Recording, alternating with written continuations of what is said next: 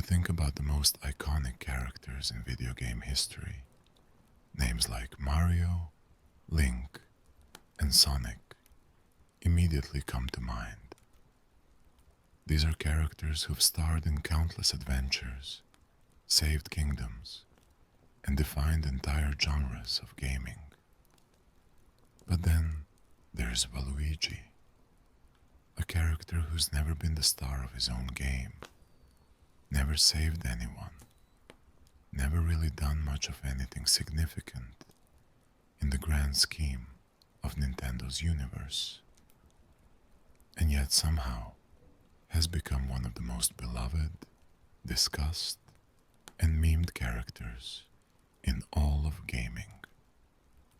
His purple overalls and angular mustache are instantly recognizable. His battle cry of "Wah" echoes through internet culture, and his very existence raises questions that Nintendo has never fully answered. Today, we're diving deep into the complete story of Waluigi, a character who shouldn't be as important as he is, but absolutely is. The story of Waluigi is fundamentally different from almost every other Nintendo character. Mario was created to be the hero of Donkey Kong and evolved into gaming's most famous mascot. Luigi started as a palette swap and grew into Mario's beloved brother with his own identity and adventures. Even Wario, Waluigi's closest counterpart, was designed as a genuine antagonist for Mario and eventually received his own successful game franchises. But Waluigi, he was created for one specific purpose, in one specific game, and has somehow transcended that limited origin to become something much more. He exists in this strange limbo where he's too important to ignore, but not important enough for Nintendo to give him the spotlight. And that tension, that bizarre space he occupies in Nintendo's roster, is precisely what makes him fascinating. To understand Waluigi, you have to understand the context of his creation. By the year 2000, Nintendo had established a pretty clear hierarchy in the Mario universe. You had Mario, the hero, Luigi, his brother and sidekick, Peach, the princess, Bowser, the villain, Yoshi, the loyal companion, and then, standing somewhat apart from this traditional structure, you had Wario, the anti-Mario, the greedy anti-hero, who'd been introduced in 1992's Super Mario Land 2 as a legitimate antagonist, and had since evolved into a character with his own identity and game series.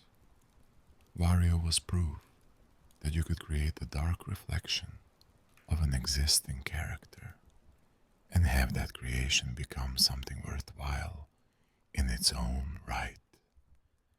But there was an asymmetry in this arrangement that became increasingly apparent as Nintendo expanded into multiplayer sports and party games. Mario had Luigi, Wario had nobody. In doubles tennis, in team-based competitions, in any game mode that required pairs, Wario was the odd man out. This wasn't just an aesthetic problem, it was a gameplay problem. Nintendo's developers realized they needed someone to fill this gap, someone who could be Wario's partner in the same way Luigi partnered with Mario. They needed, essentially, an anti-Luigi. And so, with remarkable little fanfare and almost no build-up, Waluigi was born. The birth of Waluigi, Mario Tennis 64. The year was 2000, and Camelot Software Planning was hard at work developing Mario Tennis for the Nintendo 64. This wasn't just another sports spin-off. This was a game that would help define what Mario sports games could be, featuring robust mechanics, surprising depth, and a roster of characters that needed to feel balanced, both in gameplay and in narrative symmetry. The director of the project was Hiroyuki Takahashi, who'd previously worked on the Shining Force series, and the character designer was Fumihide Aoki, who would ultimately be responsible for creating one of Nintendo's most enduring characters, even if nobody realized it at the time. According to interviews with the development team, the process of creating Waluigi was remarkably straightforward, almost mechanical in its logic. They needed a partner for Wario, someone who could serve as his doubles teammate and fit into the existing structure of character relationships in the Mario universe. The decision to make this character an anti-Luigi rather than creating something completely original was both practical and thematically appropriate. If Wario was Mario's dark reflection, then it made perfect sense that his partner would be Luigi's dark reflection. This would create a perfect symmetry. Heroes versus anti-heroes. Brothers versus, well, whatever Wario and Waluigi's relationship actually is, which we'll get to later. Fumihide Aoki approached the character design with this mandate in mind, but he also had to solve a significant creative challenge. Wario worked as an anti-Mario, partially because he inverted Mario's key visual characteristics. Where Mario was short and rotund, Wario was even shorter and more rotund, taking Mario's features to an extreme. His yellow and purple color scheme stood in stark contrast to Mario's red and blue.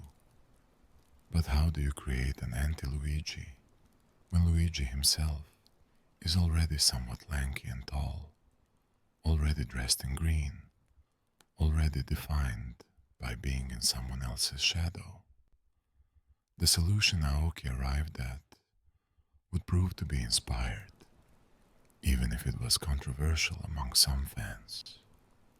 Waluigi's design takes Luigi's lankiness and stretches it to almost absurd proportions.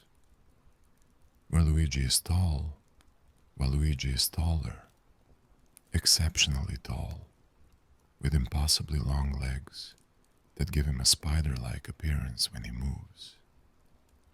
Where Luigi has a respectable mustache, Waluigi has an angular, pointed mustache that curves downward in a way that makes him look perpetually devious.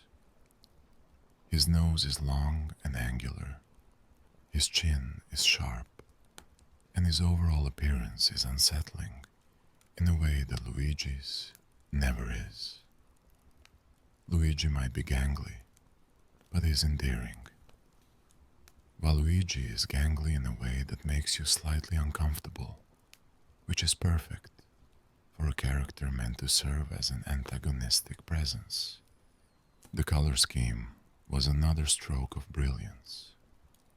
Instead of simply inverting Luigi's green and blue to create something garish, Aoki chose purple and black with yellow accents, creating a color palette that's both distinctive and thematically appropriate. Purple has long been associated with villainy in fiction, from Maleficent to Thanos. and the combination of purple with black gives Waluigi a sinister edge that works perfectly for his role. The inverted L on his cap, a upside down L that creates the G symbol, is both simple and effective, immediately communicating his relationship to Luigi while establishing his own visual identity. But perhaps the most inspired aspect of Waluigi's design is how angular everything is. Where Mario and Luigi have rounded, friendly features, and even Wario maintains a certain roundness despite his rough edges, while Luigi is all sharp angles and pointed features. His mustache points downward like a villain from a silent film. His limbs are elongated and angular. Even his nose comes to a sharp point. This angularity makes him feel fundamentally different from every other character in the Mario universe. Not just evil or antagonistic, but genuinely alien, like he doesn't quite belong in this colorful, rounded world of mushrooms and Koopa Troopas. When Mario Tennis 64 was released on July 28, 2000 in Japan, Waluigi's debut was notable primarily for how unremarkable it was treated by Nintendo itself.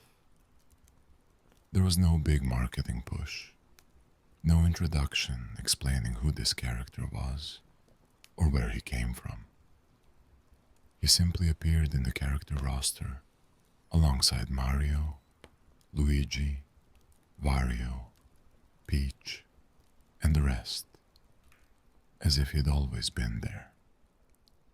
Players booting up the game for the first time were met with this purple-clad, impossibly tall character whose presence was explained by absolutely nothing within the game itself. No cutscene introduced him. No dialogue established his relationship to the other characters. He was just there. This lack of introduction was actually perfect for Waluigi's character, whether intentionally or not. Unlike Luigi, who had years of games establishing him as Mario's brother, or Wario, who was introduced as a childhood rival of Mario with his own backstory, Waluigi simply existed without explanation. This mysterious, almost random quality to his presence would become a defining characteristic of the character. He is not Mario's enemy like Bowser. He is not a misguided antagonist like King Boo. He is not even a proper villain. He is just this guy who showed up one day to play tennis and decided he didn't like Luigi very much. And nobody, including Nintendo, has ever really explained why. The initial reception to Waluigi was mixed among hardcore Nintendo fans, with some appreciating the symmetry he brought to the roster, and others questioning whether he was necessary at all. Gaming journalists of the era barely mentioned him in reviews of Mario Tennis, treating him as a minor addition to an otherwise solid sports game. There were no think pieces about his design, no speculation about his future role in the Mario universe, no campaigns demanding he get his own game. He was, in those early days, exactly what he was designed to be. A functional character filling a specific role in a specific game. Nothing more, nothing less. But something interesting happened in the months and years following Mario Tennis's release. Waluigi, despite having no backstory, no character arc, and no clear purpose beyond filling out the doubles roster started to resonate with players in a way nobody at Nintendo had anticipated. Maybe it was his absurd design. Maybe it was the mystery surrounding him. Maybe it was the sheer audacity of Nintendo creating a major character with so little fanfare or explanation. Whatever the reason, Waluigi began his journey from throwaway tennis character to cultural phenomenon, though it would take years for that transformation to fully manifest. To truly understand Waluigi's appeal and the cultural phenomenon he'd eventually become, you have to look deeper into what makes his design and identity so distinctive. Every element of his appearance, every aspect of his personality, as it's been developed through his various appearances, and even his name itself, all contribute to making him one of the most unique characters in Nintendo's stable. Let's start with the name, because it's both simpler and more complex than you might think. Waluigi is a combination of warui, the Japanese word for bad or evil, and Luigi. This follows the same naming convention as Wario, whose name combines warui with Mario. But there's an additional layer to Waluigi's name that makes it particularly clever. The Japanese katakana character for wa looks somewhat like an upside-down L when written in certain styles, which mirrors the inverted L on Waluigi's cap. This kind of multi-layered wordplay is typical of Nintendo's approach to character naming, but it's especially appropriate for a character whose entire existence is defined by inversion and reflection. The voice of Waluigi is provided by Charles Martinet, the same legendary voice actor who brings Mario, Luigi, and Wario to life. This is actually crucial to Waluigi's identity because Martinet doesn't just give him a voice, he gives him a personality that's distinct from all the other characters he portrays. Mario's voice is cheerful and bright, full of enthusiasm and heroism. Luigi's voice is slightly higher pitched, tinged with both warmth and occasional nervousness. Wario's voice is rough and guttural, full of greedy laughter and aggressive energy.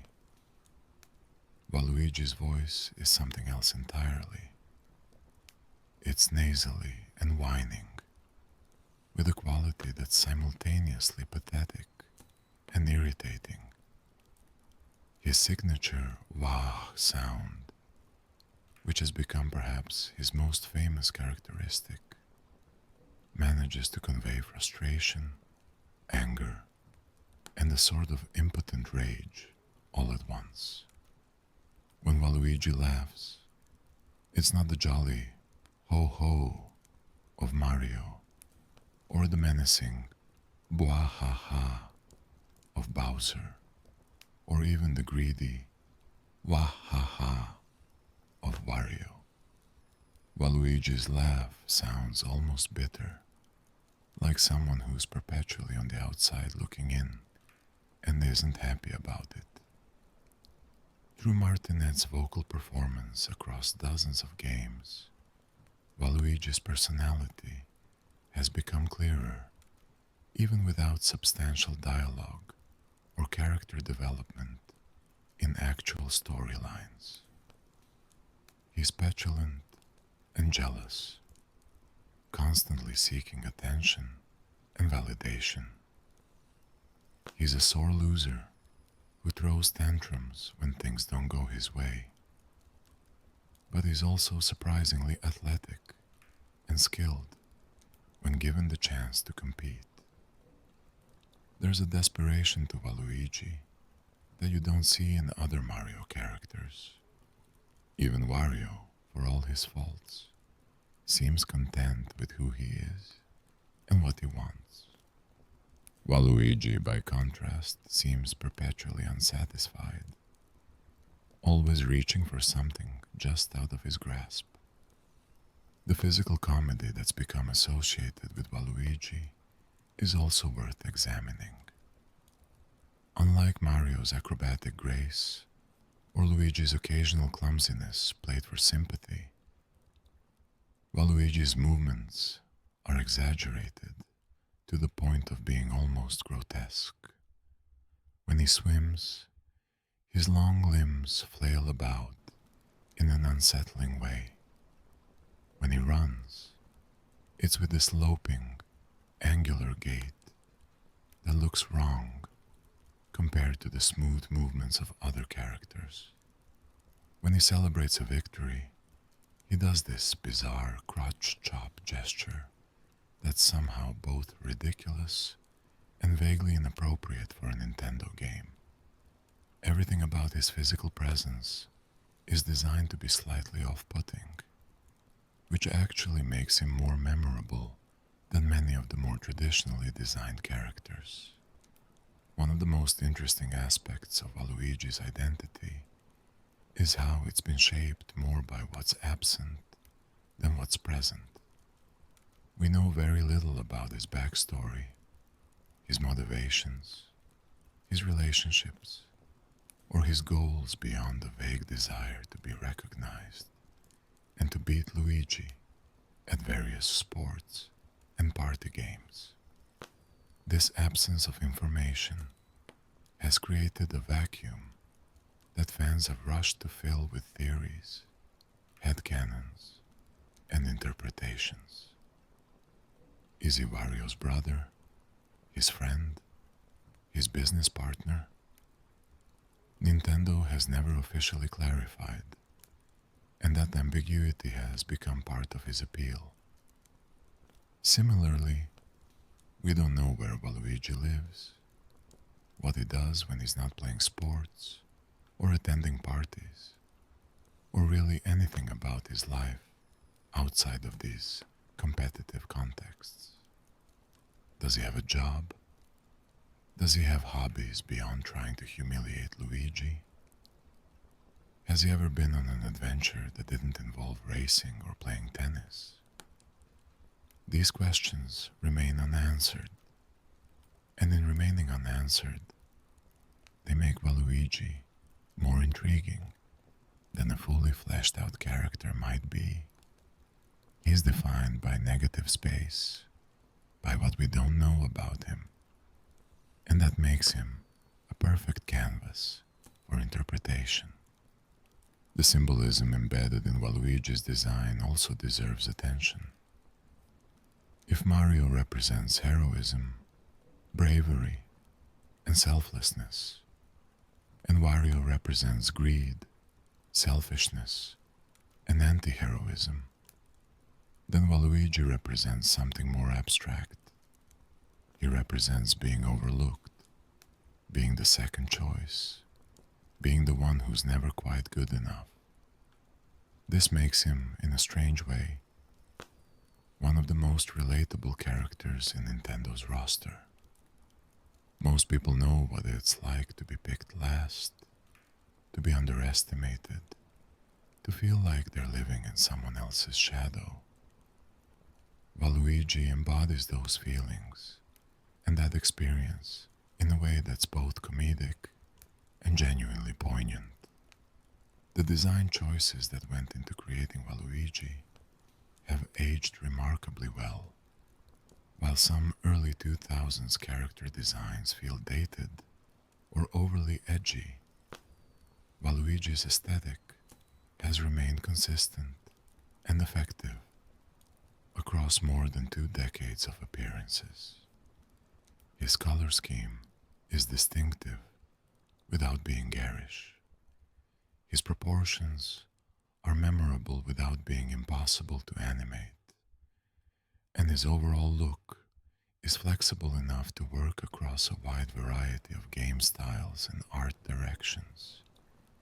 Whether he's rendered in the realistic style of Mario Tennis Aces, the more cartoonish style of Mario Party, or the stylized approach of games like Mario Strikers, Waluigi's design translates effectively, which speaks to the fundamental strength of Fumihide Aoki's original concept. After his debut in Mario Tennis 64, Waluigi could have easily faded into obscurity, remembered only as a minor character from a single spin-off title. Instead, Nintendo made the decision to incorporate him into their broader roster of characters, giving him recurring appearances across multiple franchises. These early appearances were crucial in establishing Waluigi as a permanent fixture in the Mario universe, even if they also highlighted the limitations of his role. The first major expansion of Waluigi's presence came with Mario Party 3, released in December 2000 in Japan and in 2001 internationally. This was significant for several reasons. First, it marked Waluigi's transition from sports games into party games, demonstrating that Nintendo saw potential for the character beyond his original context. Second, it gave him his first appearance on the Nintendo 64, outside of the Mario Tennis series. And third, it began establishing the character traits and personality quirks that would define him going forward. In Mario Party 3, Waluigi is one of 8 playable characters, alongside Mario, Luigi, Peach, Yoshi, Wario, Donkey Kong, and Daisy. The game's story mode, such as it is, has each character competing to collect the star stamps and prove themselves worthy of being granted a wish by the Millennium Star. Waluigi's presence in this narrative is minimal. He has no unique storyline, no special dialogue that reveals anything about his character, no moments that distinguish him from any other character. He's simply there, participating in the competition like everyone else. This pattern of inclusion without significance would become typical of Waluigi's appearances for years to come. What Mario Party 3 did establish, however, were some of Waluigi's key gameplay characteristics. His dice rolls, his interactions during minigames, and his reactions to winning or losing all began to flesh out his personality through pure gameplay expression.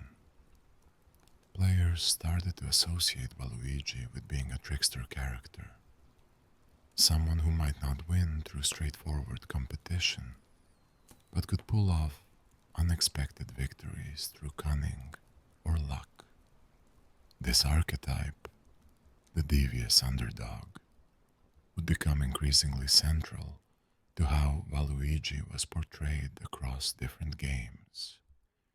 The following year brought Mario Kart, Super Circuit for the Game Boy Advance, in July 2001, marking Waluigi's debut in the Mario Kart series.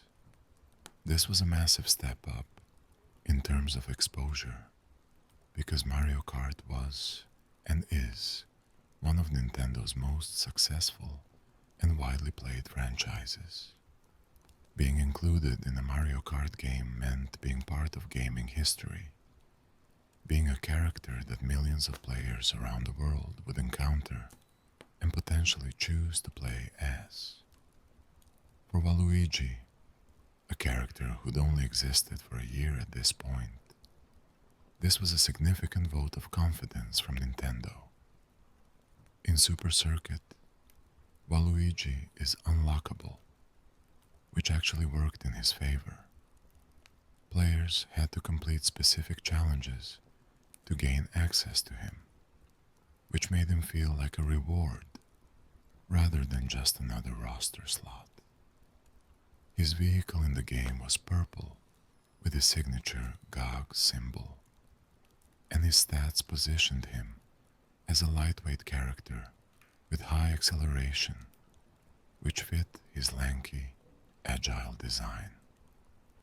Players who unlocked and used Waluigi started to develop an affinity for the character, not because of any deep lore or compelling storyline, but simply because he was fun to play as and visually distinct from other racers. Mario Tennis for the Game Boy Color, released in 2001, brought Waluigi back to his roots while adding something crucial, an actual storyline. The Game Boy Color version of Mario Tennis wasn't just a straight port of the N64 game. It featured a robust single-player mode with RPG elements, where you created a custom character and competed in tournaments. Waluigi appears as one of the characters you face in this mode, and while his role is still limited, there are brief dialogue exchanges that give hints of personality. He's portrayed as arrogant and dismissive, someone who underestimates opponents and gets frustrated when he loses. These small character moments, however brief, helped establish Waluigi as more than just a visual design. He was becoming an actual character with consistent personality traits. Mario Party 4, released in 2002 for the GameCube, continued Waluigi's streak of party game appearances. By this point, his inclusion was expected rather than surprising. He'd become a regular member of the Mario Party cast. The GameCube's superior hardware allowed for more detailed character animations and expressions, which meant Waluigi's distinctive movement style and exaggerated reactions could be showcased more effectively. Players started to notice and appreciate his unique animations, the way he'd throw a tantrum when losing a minigame, or do his crotch chop celebration when winning. These animations, crude as some of them were, gave Waluigi more personality than pages of dialogue could have. Mario Kart. Double Dash, released in 2003 for the GameCube, represented another significant milestone for Waluigi. This entry in the Mario Kart series featured a unique mechanic where two characters rode in each kart, and Waluigi was paired with Wario in the default roster. This pairing solidified the relationship between the two characters in players' minds. They were partners, a team, even if the exact nature of their relationship remained undefined. The game also gave Waluigi his own special item, the Bob-omb, which fit perfectly with his trickster personality and his tendency toward explosive, unpredictable gameplay. Throughout these early appearances, certain patterns emerged that would define Waluigi's role in the Mario universe. He was always playable, but never central. He was always present, but never particularly important. He appeared in multiplayer-focused games, sports, racing, party games, but never in the single-player adventure games that drove the Mario franchise's main narrative. This exclusion from the main series was becoming increasingly noticeable. especially as other spin-off characters like Daisy and even relative newcomers like Toadette were being given more prominent roles and more consistent character development. The period from 2000 to 2004 also saw Waluigi appear in Mario Golf, Toadstool Tour, Mario Power Tennis, and several other sports titles.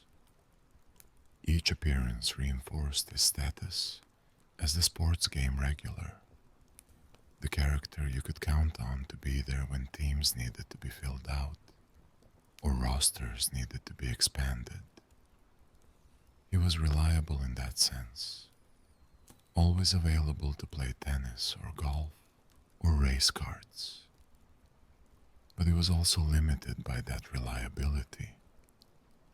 He wasn't growing as a character. He was simply existing as a functional element of Nintendo's multiplayer offerings.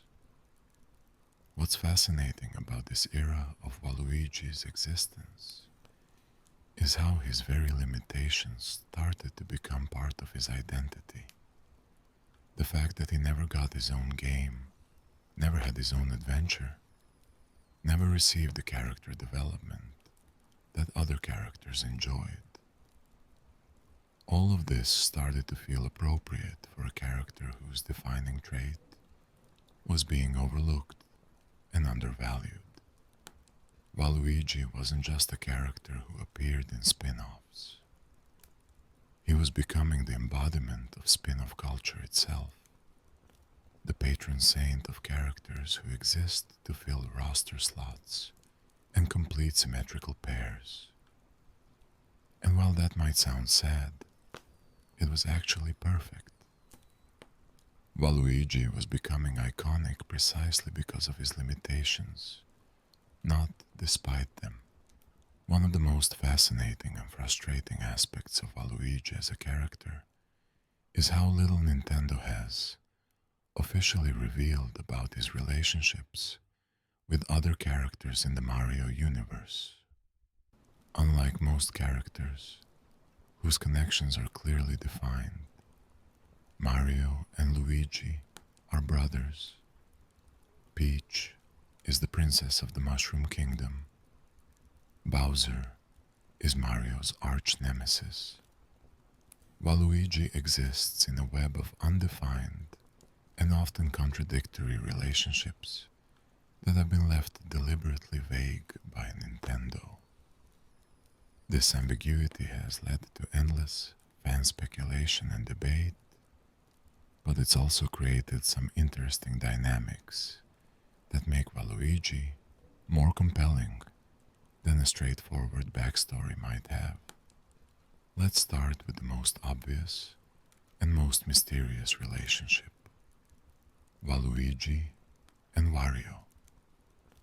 These two characters are inseparable in terms of their appearances and how they're marketed. They're always paired together in Mario Kart. They're teammates in sports games, and they're generally treated as a unit by Nintendo. The obvious assumption, given that Mario and Luigi are brothers, would be that Wario and Waluigi are also brothers. This assumption has been made by countless fans, journalists, and even some official sources over the years. There's just one problem.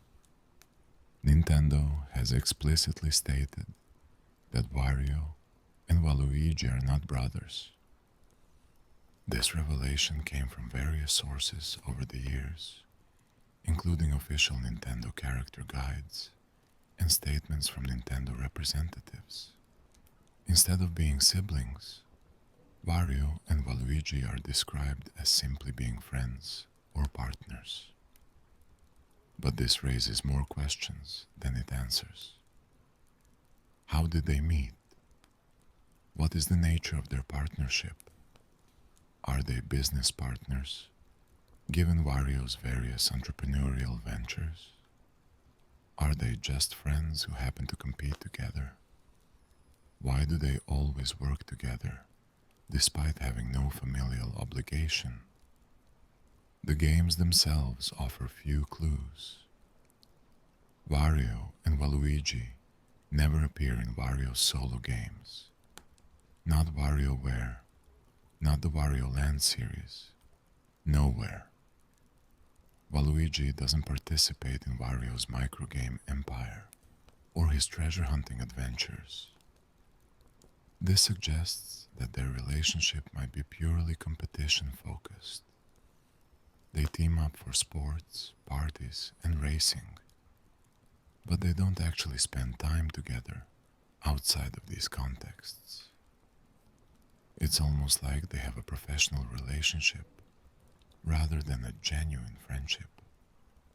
Two loners who found a mutually beneficial partnership that allows them to compete in doubles matches, but who don't particularly like each other enough to actually be friends. Then there is Waluigi's relationship with Luigi, which is equally undefined, but perhaps even more interesting. Waluigi is positioned as Luigi's rival, but the nature and origin of this rivalry have never been explained. There's no backstory about the falling out, no inciting incident that turned them against each other, no clear reason why Waluigi has chosen Luigi specifically as his nemesis.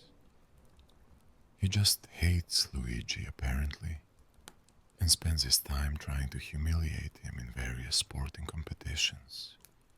What makes this particularly fascinating is that Luigi himself doesn't seem to reciprocate this intense rivalry.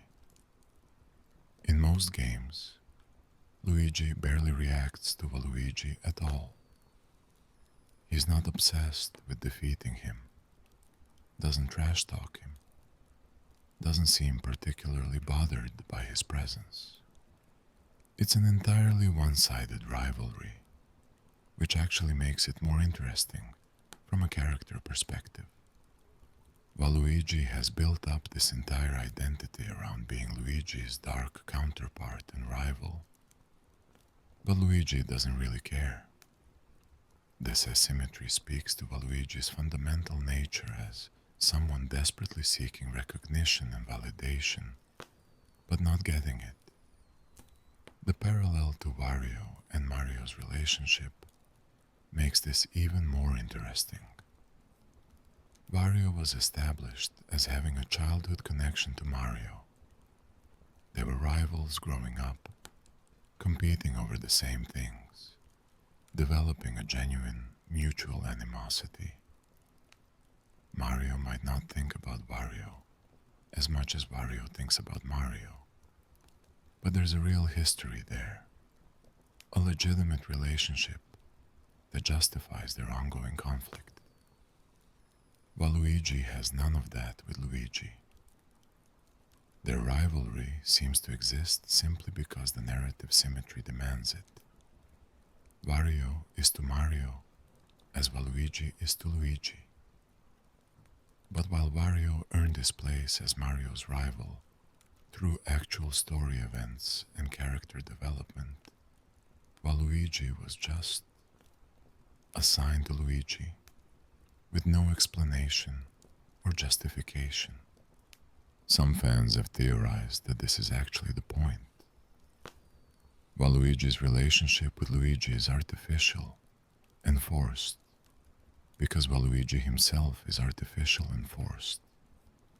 He was created to fill a specific role, and he's desperately trying to make that role meaningful, despite having no real foundation for it.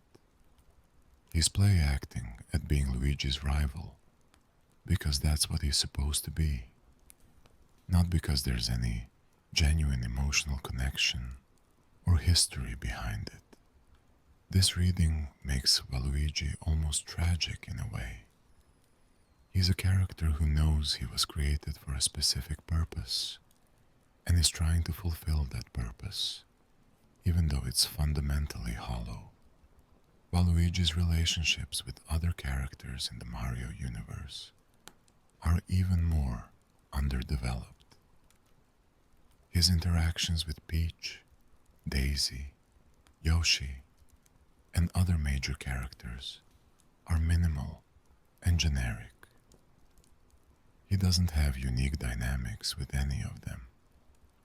He's just another competitor in the party games and sports matches they all participate in. The one exception might be Daisy, who is sometimes paired with Waluigi in team-based games due to her own status as Luigi's implied romantic interest and friend of Peach. This has led to some interesting fan speculation about the potential romantic connection between Waluigi and Daisy, though Nintendo has never even hinted at such a thing in official media. Actually, Waluigi's complete lack of any romantic storyline or implied interest is notable in itself. Mario has Peach, Luigi has his awkward thing with Daisy, even Bowser has his obsessive pursuit of Peach. But Waluigi? Nothing. No princess to rescue, no love interest to pursue, no romantic subplot of any kind. This further emphasizes his isolation and his status as an outsider in the Mario universe. He is not integrated into the social fabric of the Mushroom Kingdom in the way that other characters are. The relationship that's most conspicuous by its complete absence is between Waluigi and Bowser. As the primary antagonist of the Mario series, you'd expect Bowser to have some connection to Waluigi, who is ostensibly antagonistic as well. But there's nothing. No alliance, no rivalry, no interaction of any significance.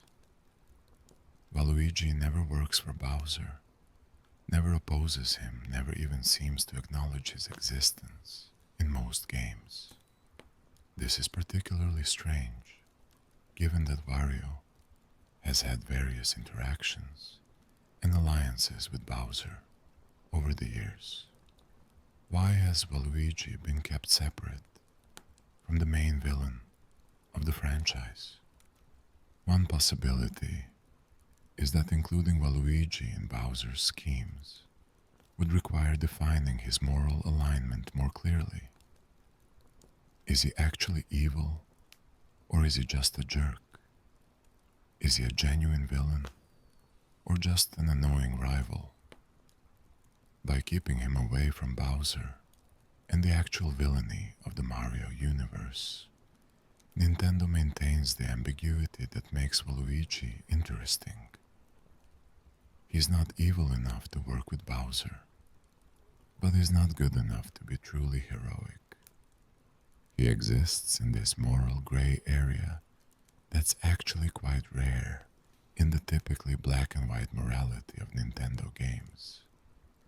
Perhaps the most telling aspect of Waluigi's relationships is what they reveal about his character through absence.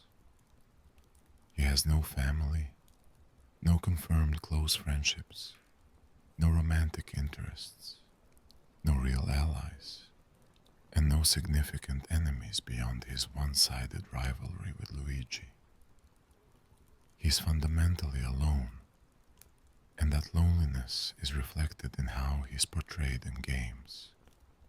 Always trying too hard, always seeking attention, always desperate to be noticed and validated, but never quite achieving the connection he seems to crave. In a universe full of tight-knit relationships and clear social structures, Waluigi is the perpetual outsider, and that makes him paradoxically both the least connected and most relatable character Nintendo has ever created. While Waluigi might be underdeveloped in terms of storyline and relationships, his gameplay presence across dozens of titles has actually been quite consistent and interesting. Nintendo and their various development partners have created a distinct playing style for Waluigi that reflects his personality and design, making him a genuinely appealing character to actually play as, regardless of how little story content he receives. In the Mario Kart series, Waluigi has typically been positioned as a medium-weight driver, though this has varied somewhat across different entries. In earlier games like Mario Kart, Double Dash, and Mario Kart DS, he was classified differently, but by the time Mario Kart Wii rolled around, Nintendo had settled on the technical category for him: high speed and handling, but lower acceleration. This stat distribution makes sense for his character. His long limbs suggest the ability to build up momentum, even if he can't turn on a dime, and his sneaky personality fits with the precision required to use high-handling vehicles effectively. What's particularly interesting about Waluigi in Mario Kart games is how his presence feels when you're actually racing as him. His long body stretches out in the kart in a way that's both comical and slightly unsettling. His animations are more exaggerated than other characters, and his voice clips during races are uniquely irritating in the best possible way. That signature "wah" when he gets hit by an item or falls off the course has become iconic, to the point where players specifically choose Waluigi just to experience his over-the-top unexplained. And honestly, that's part of what makes it perfect for his character. He has this completely inexplicable power that makes no logical sense, and nobody ever acknowledges how weird it is. Mario Power Tennis also featured animated cutscenes that gave us more insight into Waluigi's character. In one memorable scene, Waluigi and Wario vandalize a picture of Luigi, drawing a mustache and other crude additions to his portrait. When they're caught, they don't show remorse. They're proud of their petty mischief. This scene perfectly encapsulates Waluigi's relationship with Luigi. It's not based on any grand rivalry or philosophical opposition. It's just juvenile antagonism for its own sake. Waluigi picks on Luigi because that's what he does, not because he has any deeper motivation. Throughout these early appearances, certain patterns emerged that would define Waluigi's role in the Mario universe. He was always playable, but never central. He was always present, but never particularly important. He appeared in multiplayer-focused games, sports, racing, party games, but never in the single-player adventure games that drove the Mario franchise's main narrative. This exclusion from the main series was becoming increasingly noticeable, especially as other spin-off characters like Daisy and even relative newcomers like Toadette were being given more prominent roles and more consistent character development. However, there was one exception to Waluigi's never a main character pattern, and it came from an unexpected place. In 2005, Dance Dance Revolution, Mario Mix was released for the GameCube, and Waluigi was given his first and only starring role as a main antagonist.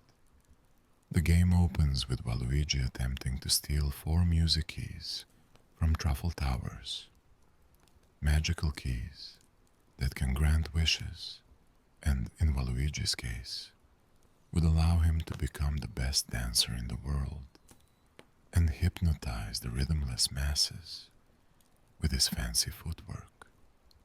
When he tries to open the door to the room containing the keys, 3 of them scatter across the Mushroom Kingdom, with Waluigi keeping only 1.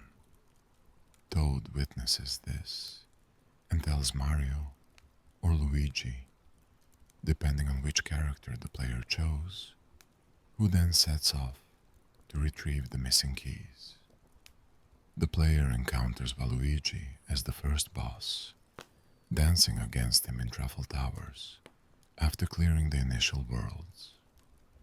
In one scene, Mario and Toad even walk in on Waluigi dancing all alone in a room, which is both funny and kind of sad when you think about it. Here's this character so desperate to be the best dancer that he's practicing by himself, and his plan involves hypnotizing people rather than earning their admiration legitimately. It's peak Waluigi behavior, ambitious but fundamentally misguided, working hard at something but for all the wrong reasons. What makes Waluigi's role in DDR Mario Mix particularly interesting is that he's portrayed as genuinely threatening, at least initially. He's cunning enough to steal magical artifacts and defeats Bowser when the Koopa King tries to take the music key from him. However, true to form, Waluigi is defeated fairly early in the game. After the first world, about a quarter of the way through, and never appears again after that. The actual main villain of the game is, predictably, Bowser. Even when given a starring role, Waluigi can't quite manage to be the main event. He's the Disc 1 final boss, the false antagonist who gets pushed aside for the real threat. The fact that this role occurred in a relatively obscure rhythm game on the GameCube, a console that didn't sell particularly well, meant that most players never experienced Waluigi's moment in the spotlight. It's often referred to as his most prominent story role, which is technically true, but it's also a role that very few people actually played through. This obscurity almost makes it sadder. Waluigi finally got to be a main villain, and nobody was there to see it. The period from 2000 to 2005 established Waluigi as a permanent fixture in Nintendo's roster, but it also established his limitations. He was the sports game regular, the character you could count on to be there when teams needed to be filled out or rosters needed to be expanded. He was reliable in that sense, always available to play tennis or golf or race karts. But he was also limited by that reliability. He wasn't growing as a character. He was simply existing as a functional element of Nintendo's multiplayer offerings. What's fascinating about this era of Waluigi's existence is how his very limitations started to become part of his identity. The fact that he never got his own game, never had his own adventure, never received the character development that other characters enjoyed. All of this started to feel appropriate for a character whose defining trait was being overlooked and undervalued.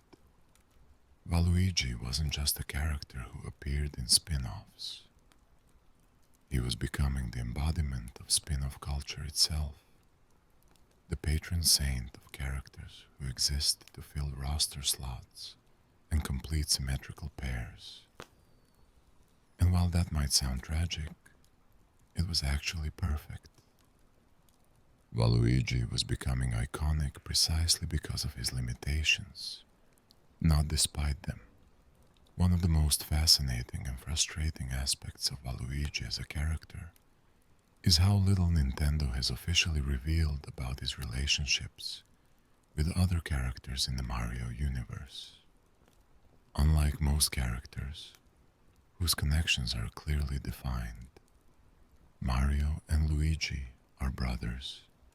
Peach is the princess of the Mushroom Kingdom. Bowser is Mario's arch-nemesis.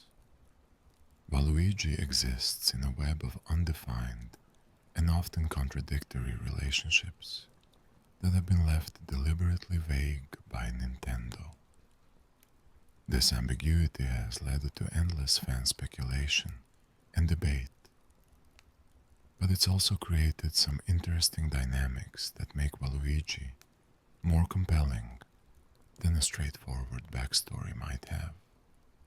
Let's start with the most obvious and most mysterious relationship: Waluigi and Wario. These two characters are inseparable in terms of their appearances and how they're marketed. They're always paired together in Mario Kart. They're teammates in sports games. They're generally treated as a unit by Nintendo and players alike. The obvious assumption, given that Mario and Luigi are brothers, would be that Wario and Waluigi are also brothers. This assumption has been made by countless fans, journalists, and even some official sources over the years. There's just one problem.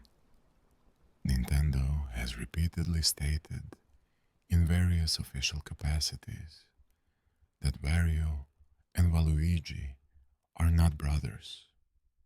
This revelation has come from multiple sources over the years, including official Nintendo character guides and statements from Nintendo representatives. Early promotional material from Nintendo of Europe did refer to Waluigi as Wario's brother, and the 2000 Nintendo of America page described Waluigi as Wario's big brother.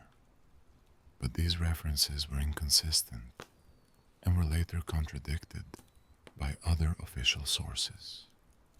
The Super Smash Bros. Melee trophy explicitly states that Waluigi's relationship to Wario is unclear. A Prima strategy guide for Mario Party 5 notes that Wario and Waluigi aren't brothers, but that didn't stop them from showing up and challenging the Mario Bros. The Mario and Sonic series contains several explicit statements that the two are unrelated, describing them simply as partners or friends. Charles Martinet himself has weighed in on this question, describing Wario and Waluigi as just two nice evil guys who found each other. This description is wonderfully vague. Are they friends? Business partners?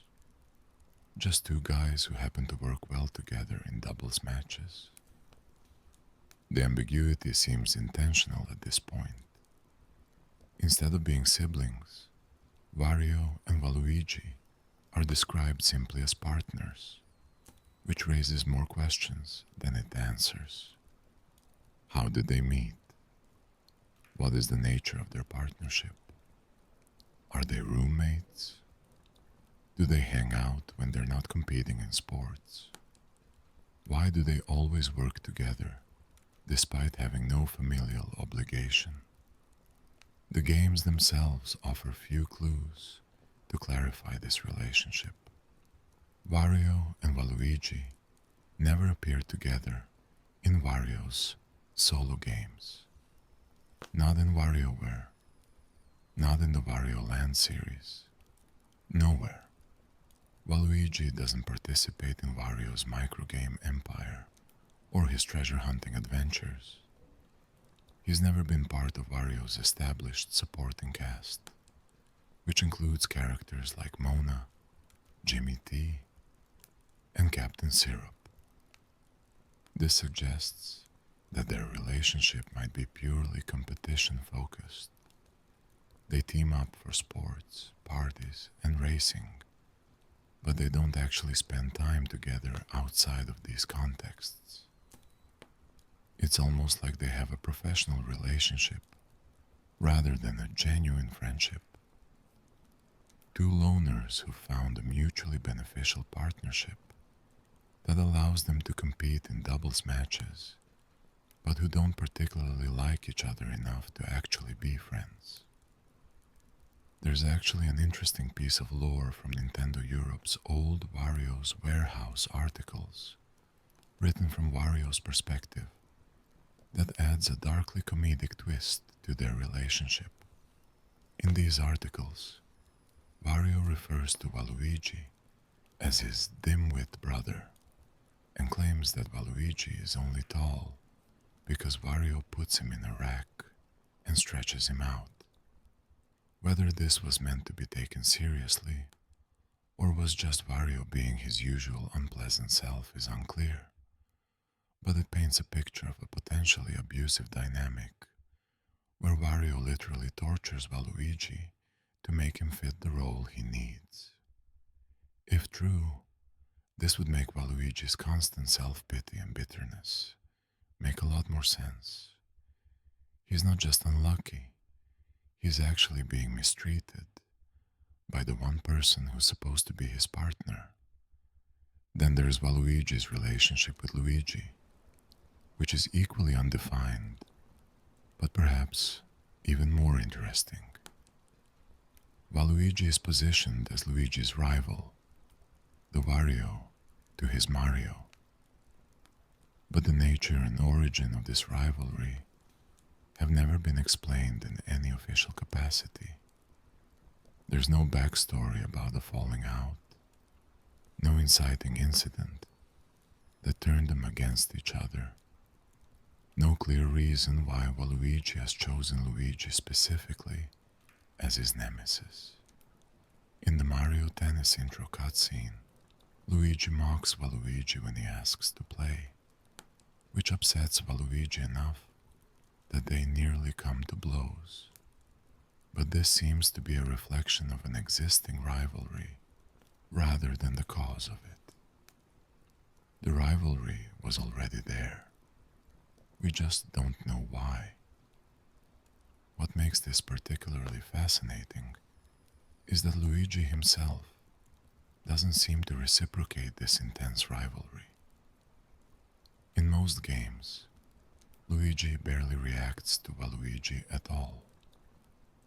He's not obsessed with defeating him, doesn't trash talk him, doesn't seem particularly bothered by his presence.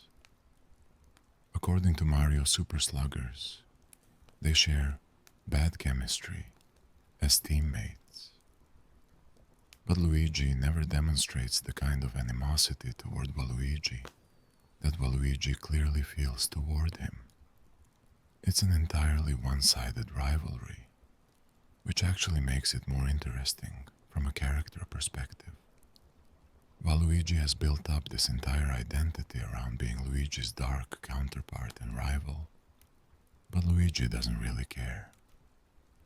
This asymmetry speaks to Waluigi's fundamental nature as someone desperately seeking recognition and validation, but not getting it.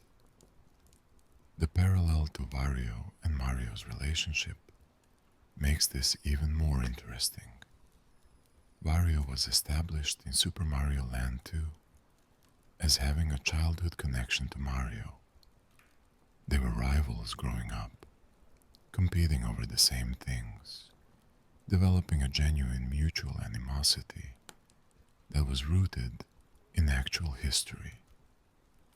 Mario might not think about Wario as much as Wario thinks about Mario, but there's a real relationship there, a legitimate history that justifies their ongoing conflict. Waluigi has none of that with Luigi. Their rivalry seems to exist simply because the narrative symmetry demands it. Wario is to Mario as Waluigi is to Luigi. But while Wario earned his place as Mario's rival through actual story events and character development in his debut game, Waluigi was just assigned to Luigi with no explanation or justification. Some fans have theorized that this is actually the point, and it's a reading that makes a lot of sense. Waluigi's relationship with Luigi is artificial and forced, because Waluigi himself is artificial and forced. He was created to fill a specific role, and he's desperately trying to make that role meaningful, despite having no real foundation for it.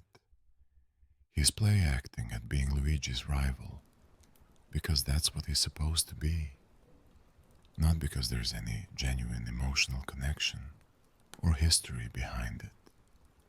This reading makes Waluigi almost tragic in a way. He's a character who knows he was created for a specific purpose and is trying to fulfill that purpose, even though it's fundamentally hollow. He's fake, and on some level, he knows it. And that knowledge manifests as bitterness and self-pity.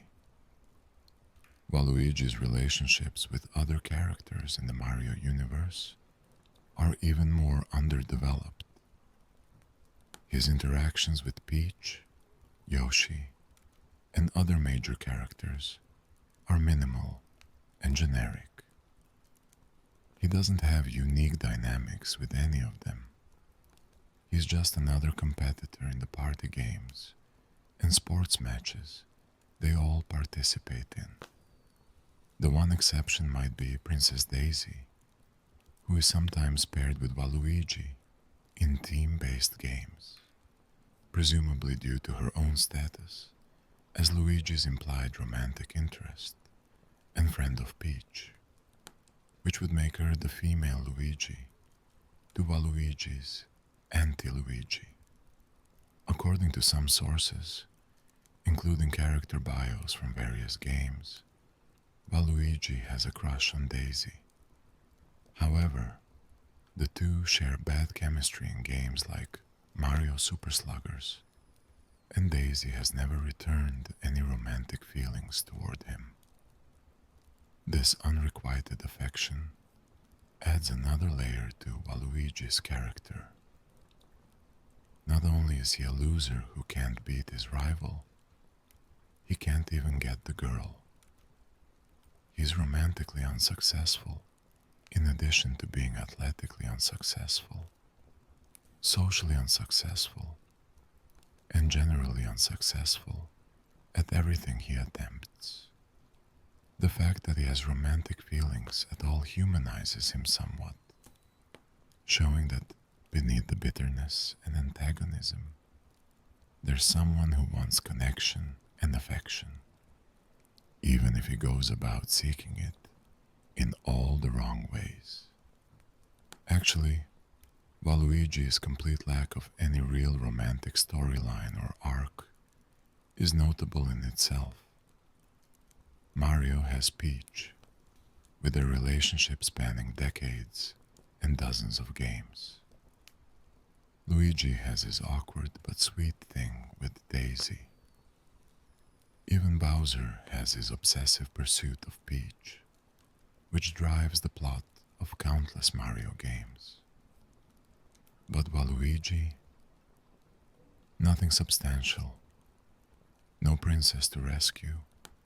No love interest to pursue. No romantic subplot of any kind beyond this one-sided crush on Daisy that's barely acknowledged. This further emphasizes his isolation and his status as an outsider in the Mario universe. He's not integrated into the social fabric of the Mushroom Kingdom in the way that other characters are. He exists on the periphery, looking in, wanting to be part of something, but never quite achieving it. The relationship that's most conspicuous by its complete absence is between Waluigi and Bowser. As the primary antagonist of the Mario series and the Mushroom Kingdom's most consistent threat, you'd expect Bowser to have some connection to Waluigi, who is ostensibly antagonistic as well.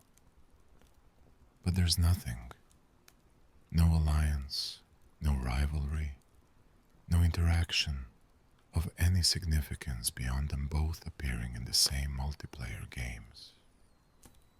Waluigi never works for Bowser, never opposes him, never even seems to acknowledge his existence in most games, except for the Dance Dance Revolution, Mario Mix incident, where Waluigi actually defeats Bowser in combat, which is promptly ignored and never referenced again. This is particularly strange, given that Wario has had various interactions and temporary alliances with Bowser over the years in different games. Why has Waluigi been kept separate from the main villain of the franchise? One possibility is that including Waluigi in Bowser's schemes would require defining his moral alignment more clearly. Is he actually evil, or is he just a jerk? Is he a genuine villain who would kidnap princesses and terrorize kingdoms? Or just an annoying rival who cheats at sports? By keeping him away from Bowser and the actual villainy of the Mario universe, Nintendo maintains the ambiguity that makes Waluigi interesting. He's not evil enough to work with Bowser, but he's not good enough to be truly heroic. He exists in this moral gray area that's actually quite rare in the typically black and white morality of Nintendo games. Perhaps the most telling aspect of Waluigi's relationships is what they reveal about his character through absence. He has no confirmed family, no close friendships that extend beyond competitive partnerships, no romantic interests who reciprocate his feelings, no real allies, and no significant enemies beyond his one-sided rivalry with Luigi. He's fundamentally alone in a universe full of established relationships and tight-knit communities. Mario has Luigi, Peach, Yoshi, Toad, and dozens of allies. Luigi has all of those plus his own supporting cast. Wario at least has his WarioWare crew and his various treasure hunting companions. Waluigi has Wario, maybe, and even that relationship is ambiguous and possibly unhealthy. This isolation is reflected in how he's portrayed across games, always trying too hard, always seeking attention, always desperate to be noticed and validated, but never quite achieving the connection he seems to crave. In a universe full of tight-knit relationships and clear social structures, Waluigi is the perpetual outsider, and that makes him paradoxically both the least connected and most relatable character Nintendo has ever created. Everyone has felt like an outsider at some point. Everyone has felt overlooked, undervalued, like they don't quite belong. Waluigi lives in that feeling permanently, and it's both funny and genuinely sad.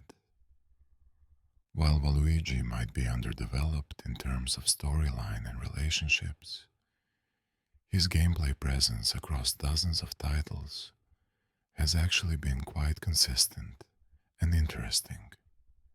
Nintendo and their various development partners have created a distinct playing style for Waluigi that reflects his personality and design, making him a genuinely appealing character to actually play as, regardless of how little story content he receives.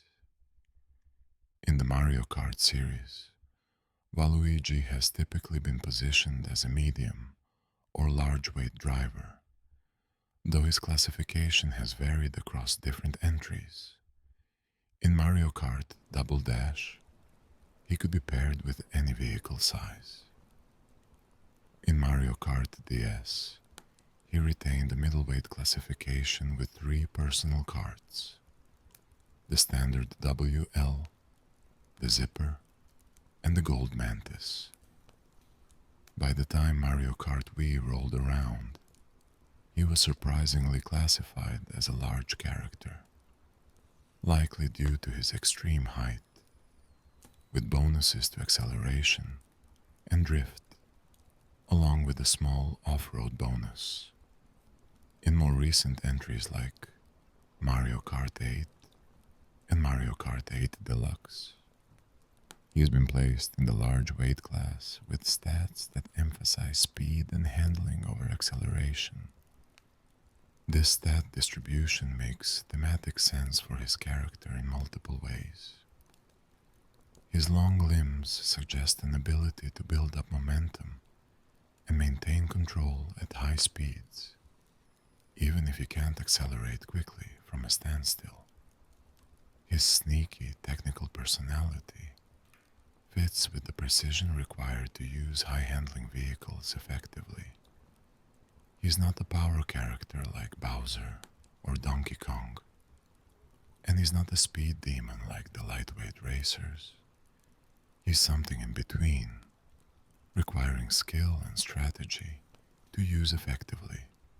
What's particularly memorable about playing as Waluigi in Mario Kart games is how his presence feels when you're actually racing as him. His long body stretches out in the kart in a way that's both comical and slightly unsettling. His animations are more exaggerated than other characters, and his voice clips during races are uniquely irritating in the best possible way. That signature "wah" when he gets hit by an item or falls off the course has become iconic, to the point where players specifically choose Waluigi just to experience his over-the-top reactions.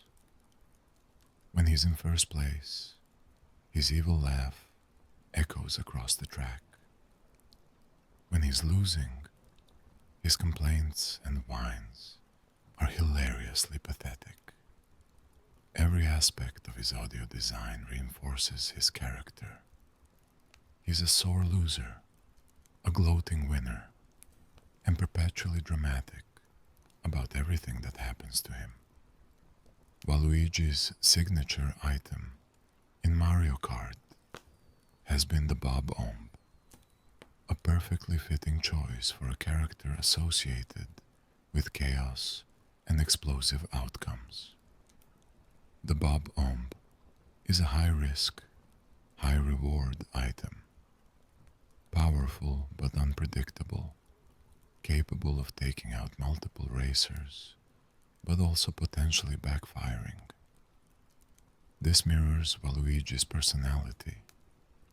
He's willing to take risks and bend rules, but his schemes don't always work out the way he plans. The Mario Kart series has also blessed Waluigi with multiple signature tracks. Waluigi Stadium, first appearing in Mario Kart. Double Dash is a figure-8 track filled with chain chomps, piranha plants, and various hazards. The track's aggressive design, with its sharp turns and dangerous obstacles, perfectly captures Waluigi's personality. It returned as a retro course in Mario Kart Wii, proving popular enough to be worth revisiting. But perhaps even more iconic is Waluigi Pinball from Mario Kart DS, a track set inside a giant pinball table where racers navigate bumpers, flippers, and massive steel spheres. This track is widely considered one of the best in the entire Mario Kart series, returning in Mario Kart 7, notably during a game where Waluigi himself wasn't playable due to time constraints, and remaining a fan favorite to this day. The irony of Waluigi's track being present in a game where he's absent is almost too perfect. Even when he's excluded, his influence remains. In the Mario Party series, Waluigi's gameplay characteristics have evolved over time, but generally emphasize trickery and opportunism. He doesn't have inherent stat advantages in most games, since characters share the same basic mechanics, but his personality shines through in how he is presented. In Super Mario Party, his unique dice block has high numbers, but also multiple ones, creating a risk-reward dynamic where he might roll big or completely fail, perfectly encapsulating his boom or bust personality.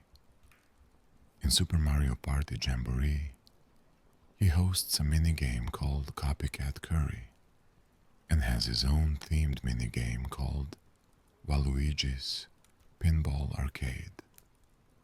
When recruited as a Jamboree buddy, he has a special ability that steals 3 to 8 coins from any opponents his ally passes. Of course, Waluigi's special power would be theft. The tennis games where Waluigi debuted have given him some of his most developed and interesting abilities. In the Mario Tennis series, he has consistently been classified as a defensive or technical player, emphasizing his cunning and strategic approach over raw power. His playstyle rewards skilled players who can read opponents and counter their moves, rather than overwhelming them with force. In Mario Tennis Aces, he plays a rather significant role in the story mode, where he and Wario steal Lucien, a legendary evil racket. After Mario and Luigi defeat them in a tennis match, Lucien possesses all 3 of them: Luigi, Wario, and Waluigi, turning them into puppets of the racket's dark power. This is actually one of Waluigi's few story appearances in recent years, and characteristically, he's both an antagonist and a victim, causing trouble, but also suffering consequences. In Mario Power Tennis, Waluigi's special moves are particularly memorable and bizarre. His offensive power shot has him spinning dramatically through the air and striking a pose in the shape of his Gao symbol before smashing the ball. It's flashy, theatrical, and perfectly captures his need for attention and validation. His defensive power shot is even weirder. He summons a body of water out of nowhere and swims through the air toward the ball, demonstrating this inexplicable aquakinetic ability that's never been explained. IGN editor Rob Berman described this move as baffling, which is perhaps the most accurate assessment possible. Where did the water come from? Why can Waluigi swim through the air? How is this related to his character in any way? These questions remain unanswered, and honestly, that's part of what makes it perfect. Waluigi has this completely nonsensical power that defies all logic, and nobody ever acknowledges how strange it is. This swimming through air ability has appeared in other games as well, including Mario Hoops 3-on-3, suggesting it's an intentional character trait rather than a one-off joke. Some fans have theorized that it represents Waluigi's ability to go with the flow or his fluid, adaptable nature. But honestly, it's probably just weird for the sake of being weird. Waluigi is allowed to be bizarre in ways that other characters aren't. Perhaps because he's already so strange that adding more weirdness doesn't break anything. In the Mario Strikers series, Waluigi is a technical character with balanced stats and good passing ability. His special moves emphasize his showboating personality. He's all about looking good while playing, even if he's not the most powerful player on the field. His aforementioned crotch chop taunt has become one of the most notorious animations in Nintendo's history, perfectly encapsulating his crude, attention-seeking behavior. When he scores a goal, he makes sure everyone knows about it, celebrating with exaggerated gestures that border on inappropriate for a family-friendly game. Mario Superstar Baseball and Mario Super Sluggers give Waluigi good fielding stats and curveball abilities, again emphasizing technical skill over raw power. He's a tricky player who relies on deception and strategy rather than strength. In these games, his character interactions become more apparent. He has bad chemistry with Luigi, obviously, and Daisy, but good chemistry with Wario and a few other morally ambiguous characters.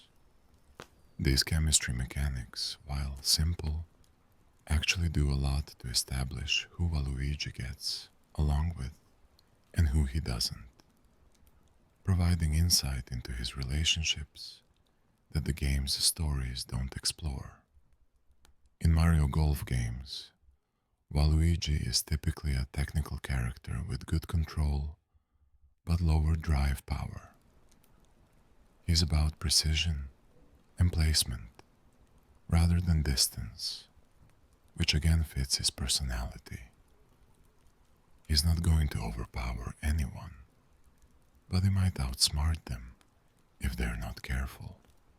In Mario Golf World Tour, he has unique interactions with the player character, sometimes telling them not to let victory get to their heads, and other times encouraging them to be honest with themselves and happy because they earned their success. These moments show a slightly more mature, less bitter side of Waluigi. He's still prickly and defensive, but he's capable of giving genuine advice when he wants to. Mario Sports Mix featured Waluigi as a technical player who could throw up to 4 balls or pucks during his special shot, each worth a point, for a potential 4 points if all are scored. His serves in volleyball travel in a straight line, making them predictable but fast. In dodgeball, he can evade attacks by spinning, emphasizing his agility and ability to avoid danger rather than confront it directly. Every sport showcases different aspects of his abilities, but they all reinforce the same core idea. Waluigi is technical, tricky, and relies on skill and strategy rather than overwhelming force. One of Waluigi's most interesting ability showcases comes from his role in Dance Dance Revolution, Mario Mix, where collecting all the music keys supposedly makes him the best dancer in the world with hypnotic dance abilities. While this is mostly played for laughs, it does establish that Waluigi has impressive rhythm and coordination when he puts his mind to it. He's genuinely talented at the things he pursues. He's just perpetually unlucky or self-sabotaging in ways that prevent him from achieving his goals. Across all these games, several consistent gameplay themes emerge that define Waluigi's playstyle. He's technical rather than powerful, requiring skill and strategy to use effectively. He's a trickster who relies on deception, cheating, and unpredictable moves. He has good control and precision, but lacks raw strength. He's agile and can avoid danger, but isn't particularly durable when hit.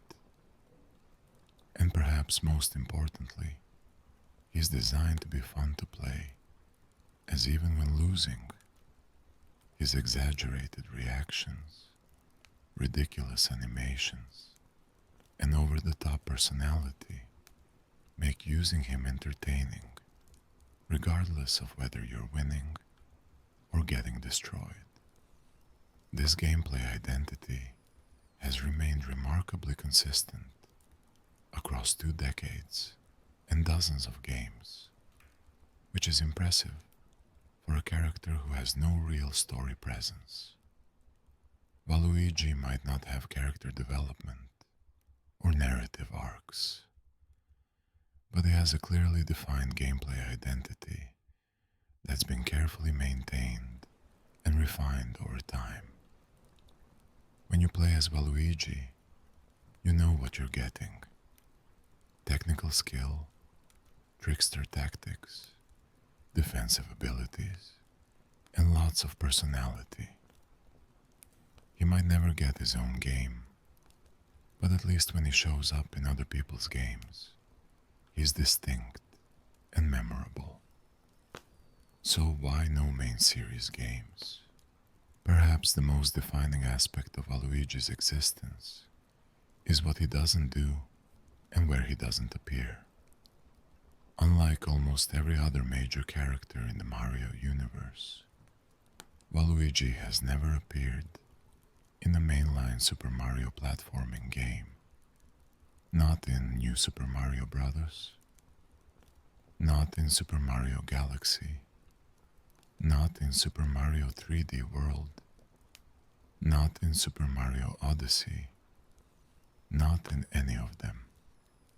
He's appeared in over 50 games since his debut in 2000, making at least one appearance every single year from 2000 to 2022, but every single one of those appearances has been in spin-offs, sports games, party games, racing games, and one bizarre rhythm game. That's Waluigi's entire resume. This exclusion is not accidental. Nintendo has made a deliberate choice to keep Waluigi confined to the spin-off games, never allowing him to cross over into the main series despite having opportunities to do so. The question is, why? What is it about Waluigi that makes Nintendo unwilling to include him in the games that actually drive the Mario franchise's narrative and define its core identity? There are several theories and explanations, some official and some speculative. The most commonly cited reason comes from various Nintendo representatives and developers who've addressed the question over the years. The consistent answer is that Waluigi was created by Camelot for Mario Tennis, not by Nintendo's internal teams, and therefore he is not considered part of the core Mario cast, in the same way that characters created by Shigeru Miyamoto and Nintendo EAD are. Wario, despite being an antagonist and appearing primarily in spin-offs for years, was created by Nintendo for a mainline game, Super Mario Land 2, and therefore had a legitimacy that Waluigi lacks. Daisy, despite also being a spin-off regular, was created for Super Mario Land, a mainline game. Even characters like Rosalina, who debuted in the spin-off adjacent Super Mario Galaxy, were created by Nintendo's main teams for narrative purposes. Waluigi, by contrast, was created purely for functional reasons by an external developer. He exists to be Wario's doubles partner in tennis. That's it. That's his entire reason for being. And while he's been embraced by fans and has appeared in dozens of games, Nintendo's core teams have never really adopted him as theirs. He belongs to the spin-offs, and the spin-offs are where he stays. This explanation makes sense from an institutional perspective, but feels somewhat arbitrary when you actually examine it. Waluigi has been around for over 2 decades. He's appeared in more games than many characters who are considered core cast members. He's recognizable to anyone who's played Nintendo games in the 21st century. At what point does longevity and ubiquity trump origin story? Apparently never, at least in Nintendo's eyes. Another factor is that mainline Mario games have historically been very conservative about adding new characters, especially antagonists. The core cast of Mario games, Mario, Luigi, Peach, Bowser, Toad, Yoshi, was established in the 1980s and early 1990s, and very few characters have been added to that inner circle since. When new characters are introduced in mainline games, they're usually specific to that game's world, like the Lumas in Super Mario Galaxy or the Sprixies in Super Mario 3D World, rather than recurring cast members. The games that do add new permanent characters tend to do so with significant purpose. Rosalina, for instance, was introduced as a mystical guide figure with substantial story relevance and has since become a recurring character across the franchise. Waluigi doesn't fit neatly into any role that mainline Mario games need filled. He's not a villain on Bowser's level who could drive a plot. He's not a hero who would help Mario and Luigi on their adventures. He's not a neutral party like Toad or Yoshi who exists to assist or provide comic relief. He's an antagonistic rival who's not quite evil enough to be the main villain, but not redeemable enough to be an ally. There's no obvious place to put him in a traditional Mario platforming adventure. Some fans have suggested that Waluigi could appear as a boss or mini-boss, perhaps teaming up with Wario to block Mario's progress. This would actually make sense given their partnership in spin-offs, and it would give both Wario and Waluigi something to do in mainline games. However, Wario himself rarely appears in mainline Mario games anymore, having been largely relegated to his own WarioWare and Wario Land series. The Wario Land games stopped in 2008, and WarioWare continues, but exists in its own separate continuity. Wario and Waluigi are, in many ways, orphaned from the main Mario narrative. There's also a practical consideration. Mainline Mario games have limited space for characters, and every addition needs to serve a purpose. When Super Mario 3D World allowed 4 players, the choice was Mario, Luigi, Peach, and Toad. The core cast from Super Mario Bros. 2. When Super Mario Odyssey featured costumes and references to various Mario games, it included dozens of callbacks, but only gave Waluigi a single costume that could be purchased, with flavor text that literally says, "This outfit makes you want to lurk in the shadows, waiting for a turn in the spotlight." Nintendo is aware of Waluigi's exclusion and his desire to be more prominent. They've acknowledged it explicitly, and then they kept excluding him anyway. The most revealing official statement about Waluigi's status came from Super Smash Bros. Director Masahiro Sakurai in a Miiverse post about Super Smash Bros. For Wii U and 3DS. When revealing that Waluigi would return as an assist trophy, Sakurai wrote, "Just because you try hard doesn't mean you'll make it into battle." This seemingly innocent comment sparked immediate reactions from fans. Was Sakurai taking a shot at Waluigi? Was he commenting on the character's work ethic? Or was he simply making a joke about how not everyone can be playable?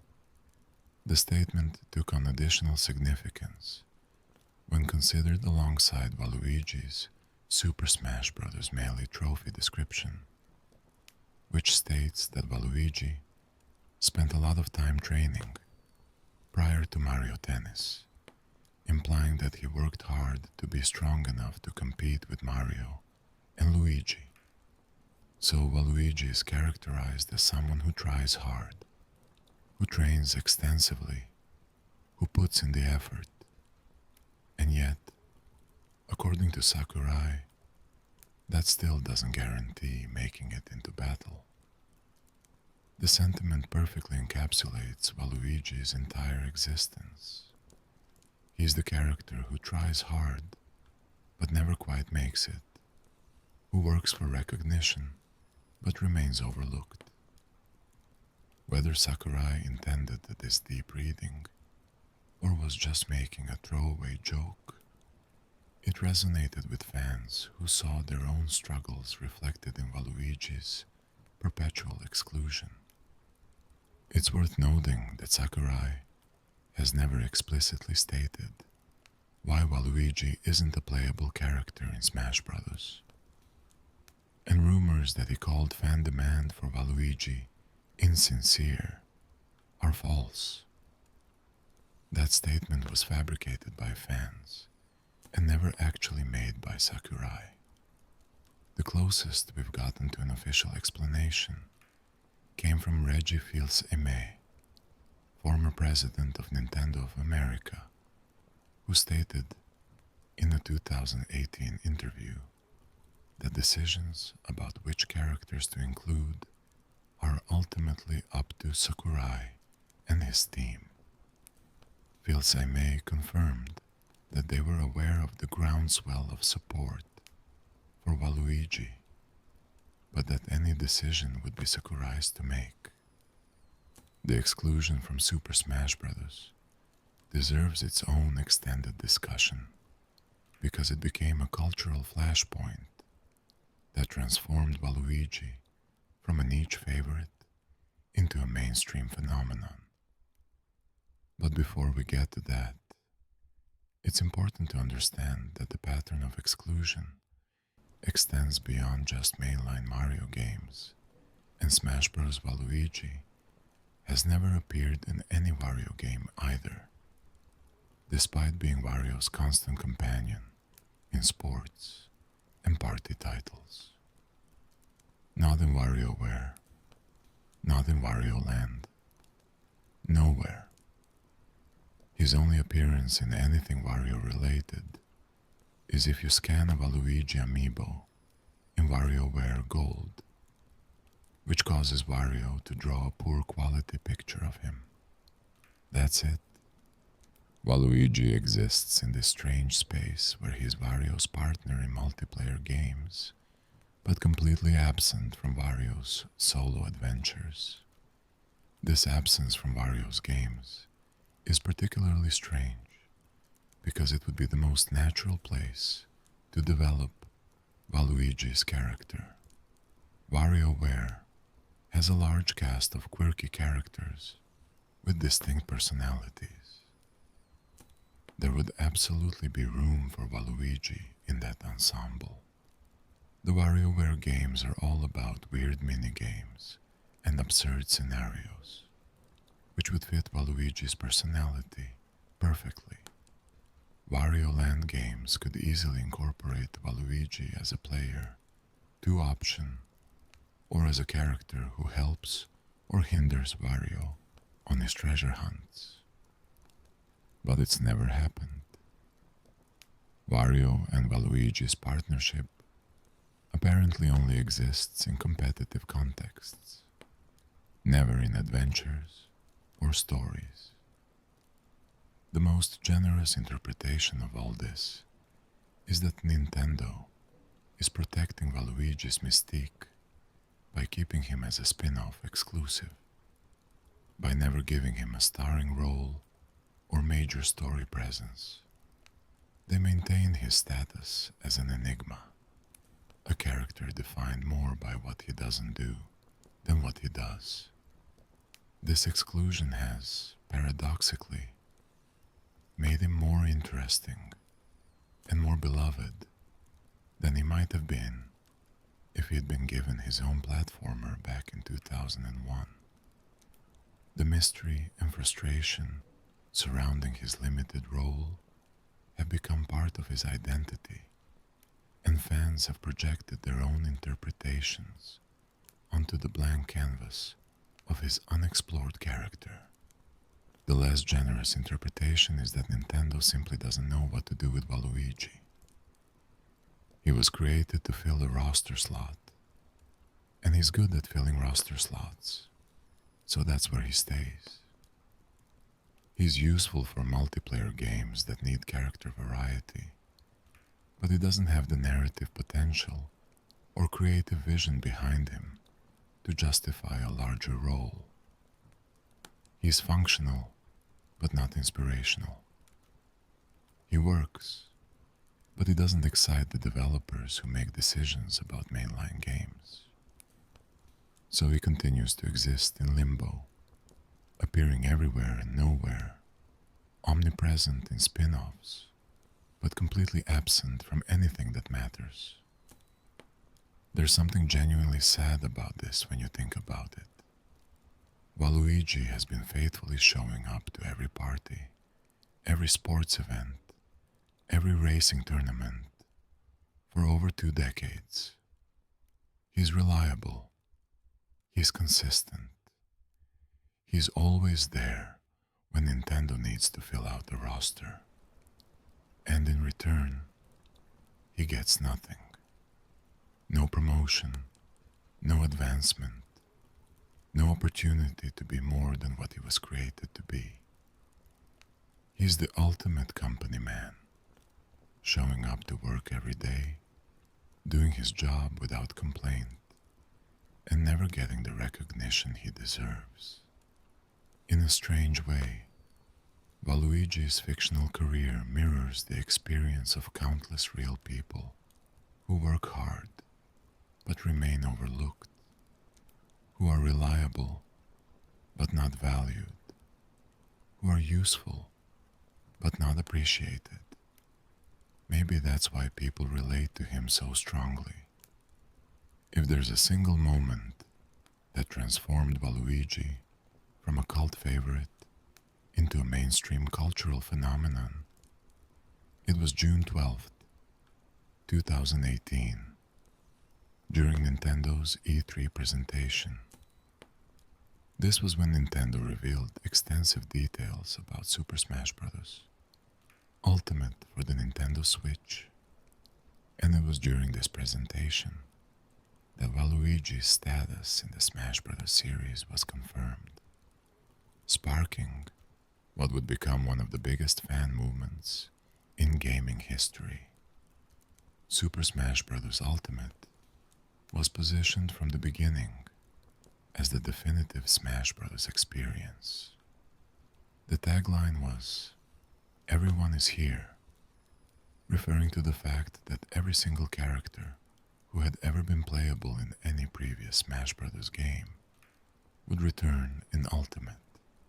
This was an unprecedented undertaking, bringing back characters from past games who had been cut, like Ice Climbers, Pichu, Young Link, and Snake.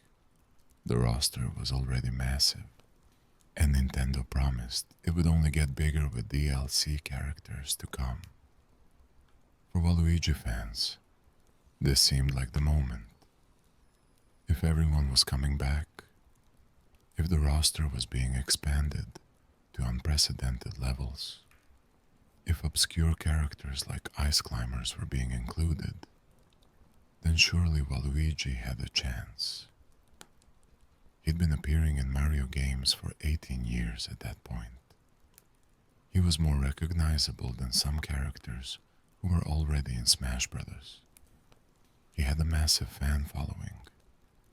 This had to be his moment. And then the reveal came. Waluigi would return in Super Smash Bros. Ultimate as an assist trophy.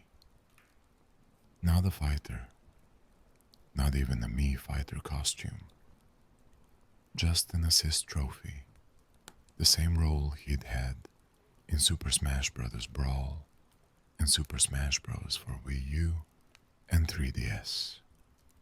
When summoned, Assist Trophy Waluigi appears with a tennis racket and stomps enemy players into the ground before disappearing.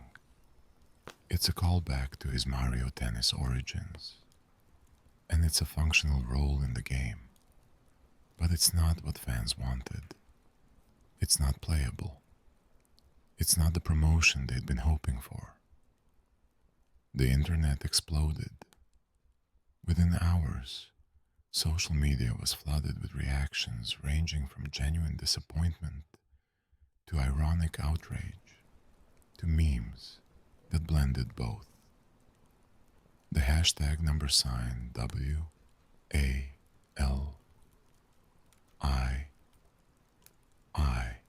for SMAH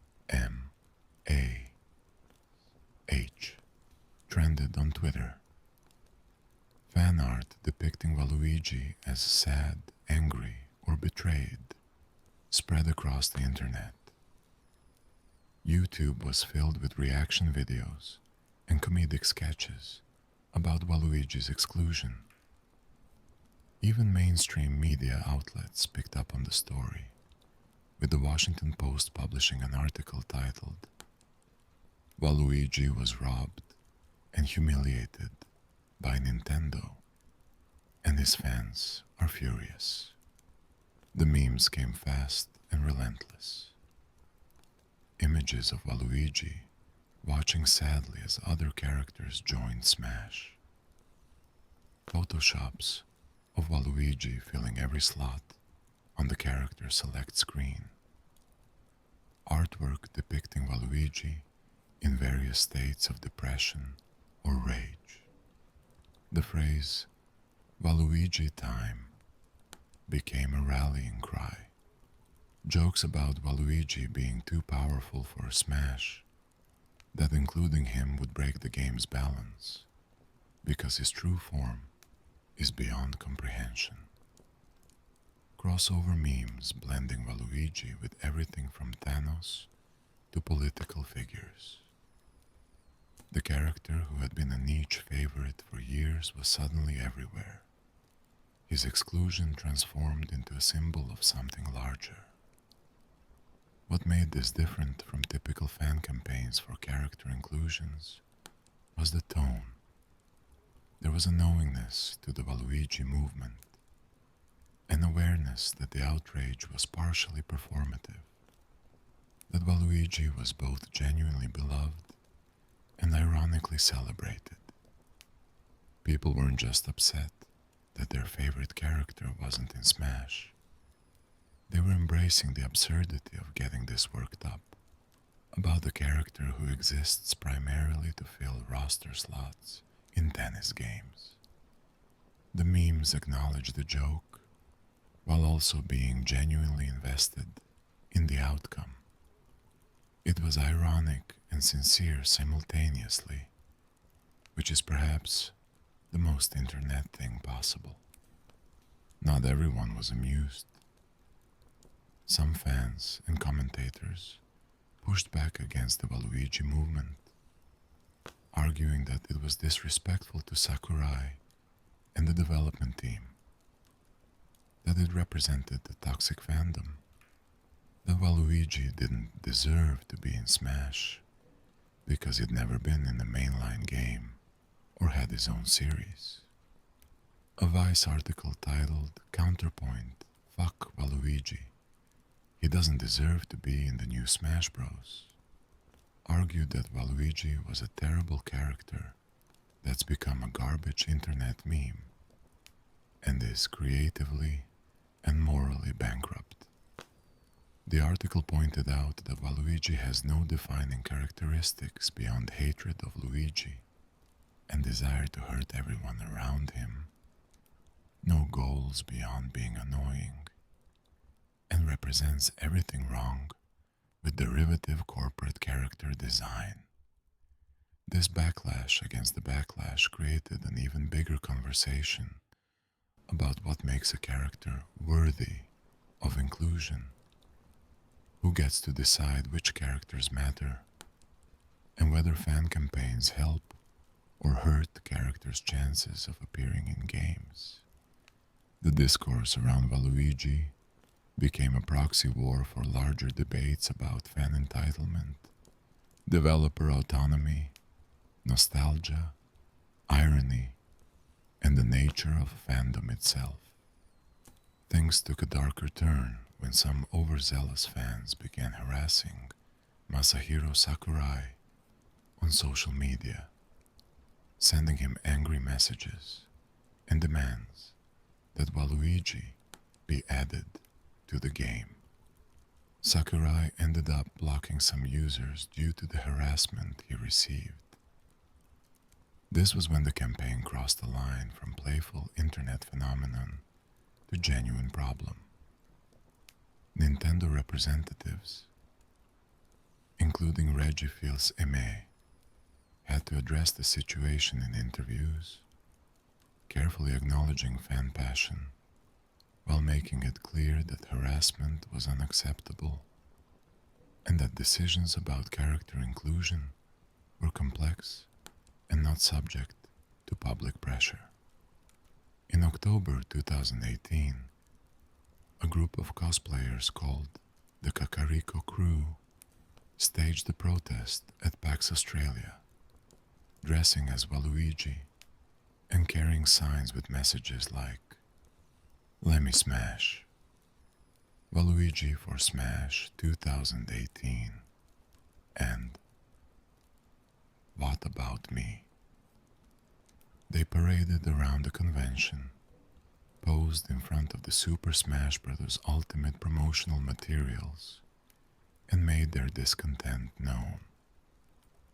The protest was mostly good-natured and playful, but it demonstrated how the Waluigi movement had grown beyond just online commentary into real-world activism, however ironic that activism might have been. The response to this protest was mixed. Some found it funny and harmless, a creative expression of fandom. Others saw it as entitled and annoying, making too big a deal out of a minor issue. The comments and articles covering the protest ranged from support, "I really do like Waluigi and wish Nintendo would do something more substantial with him," to hostility, "I hope he never makes it, ever, and if I were them, I'd release a patch that completely removes Waluigi from all Switch games." The Waluigi situation had become genuinely polarizing, which is remarkable for a character who was created to be Wario's tennis partner and nothing more. Throughout all of this, Nintendo remained mostly silent. They acknowledged the fan support in interviews, but never suggested that Waluigi would be reconsidered for inclusion. When Super Smash Bros. Ultimate DLC characters were announced over the following years, fans hoped each reveal might be Waluigi, and each time they were disappointed. Joker from Persona 5, Hero from Dragon Quest, Banjo and Kazooie, Terry Bogard, Byleth, Min Min, Steve from Minecraft, Sephiroth, Pyra and Mithra, Kazuya Mishima, and finally, Sora from Kingdom Hearts as the ultimate final DLC character. Every single one of these characters got in before Waluigi. Some of them were from third-party companies. Some were from franchises that had never been on Nintendo consoles. Some were from games that weren't even out yet when Smash Ultimate launched. But Waluigi, who'd been in over 50 Nintendo games across 2 decades, remained an assist trophy. The final DLC announcement, revealing Sora as the last character, was particularly bittersweet for Waluigi fans.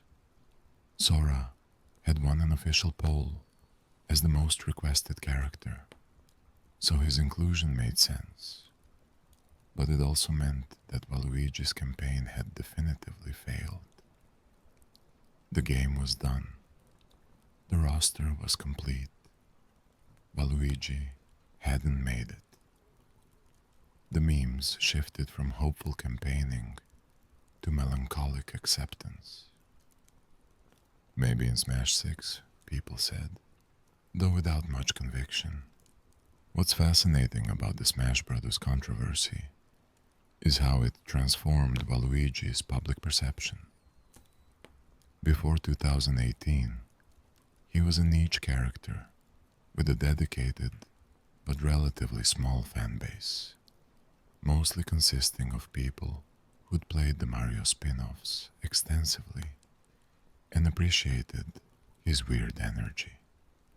After 2018, he became a mainstream meme character, recognized even by people who'd never played a Mario game in their lives. His exclusion made him more famous than inclusion might have. He became a symbol of the underdog, the overlooked, the one who tries but never quite succeeds. In trying to keep Waluigi out, Nintendo accidentally made him bigger than he'd ever been. There's an argument to be made that including Waluigi in Smash Bros. At this point would actually hurt his mystique. His appeal is partially rooted in his exclusion, in the fact that he's always on the outside looking in. Making him playable would satisfy fans in the short term, but it would also remove the one thing that makes him unique among Nintendo characters: his conspicuous absence from the game that celebrates Nintendo history. Sometimes, not getting what you want is more interesting than getting it. Still, the fact remains that Nintendo could include Waluigi if they wanted to. He's appeared as an assist trophy since Brawl, so the developers clearly know who he is and have acknowledged his existence. They've given him elaborate animations and special effects in that assist trophy role. The work of designing his moveset is already partially done. If they wanted to promote him to playable status, they could. They just don't want to. And that unwillingness to give fans what they're asking for, especially when the request seems reasonable, has become part of Waluigi's story. He's the character Nintendo won't promote, no matter how much fans ask. While the Smash Bros. Controversy brought Waluigi into the mainstream spotlight, his journey to becoming an internet icon actually began much earlier and developed through numerous stages. The transformation of Waluigi from throwaway tennis character to cultural phenomenon is one of the most fascinating aspects of his legacy, demonstrating how internet culture can take something Nintendo created for purely functional reasons and imbue it with layers of meaning that the creators never intended. The earliest stirrings of Waluigi meme culture can be traced back to the late 2000s. In 2008, an article on Cracked listed Waluigi as the third most annoying video game character, criticizing his lazy design and lack of purpose. While this was intended as criticism, it actually helped spread awareness of the character to people who'd never played Mario Tennis or Mario Party. The article's mockery of Waluigi established a template that would be repeated and subverted in the years to come. Acknowledging that Waluigi is kind of terrible, while also finding something compelling in that terribleness. In 2009, the webcomic Brawl in the Family by Matthew Taranto introduced Waluigi as a recurring character. On April Fool's Day, Taranto temporarily renamed the entire series Waluigi in the Family, with Waluigi taking over and appearing in every comic. This stunt introduced the now famous phrase, "Too bad, Waluigi time," which has become one of the character's most quoted lines despite never appearing in any official Nintendo game. Taranto's comics gave Waluigi more personality and depth than Nintendo ever had, portraying him as simultaneously pathetic and endearing, desperate for attention, but occasionally showing a softer side.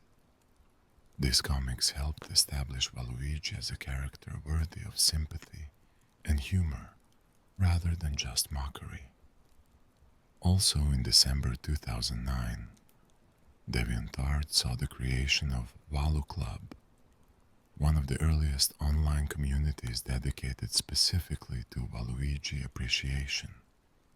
The group featured fan art, ranging from action-oriented pieces to more contemplative portraits, showing Waluigi in scenarios Nintendo would never put him in, listening to music, drinking coffee, experiencing quiet moments of reflection. These artistic interpretations humanized Waluigi, suggesting an inner life that the games never explored. In 2011, a fan game called Psycho Waluigi was released by Thunder Dragon through Mario Fan Games Galaxy. This fan-made platformer starred Waluigi as the protagonist, giving him psychic powers thanks to a mysterious voice called Psycho Iris, who wants to help him conquer a world called Unconcia with over 30 kingdoms.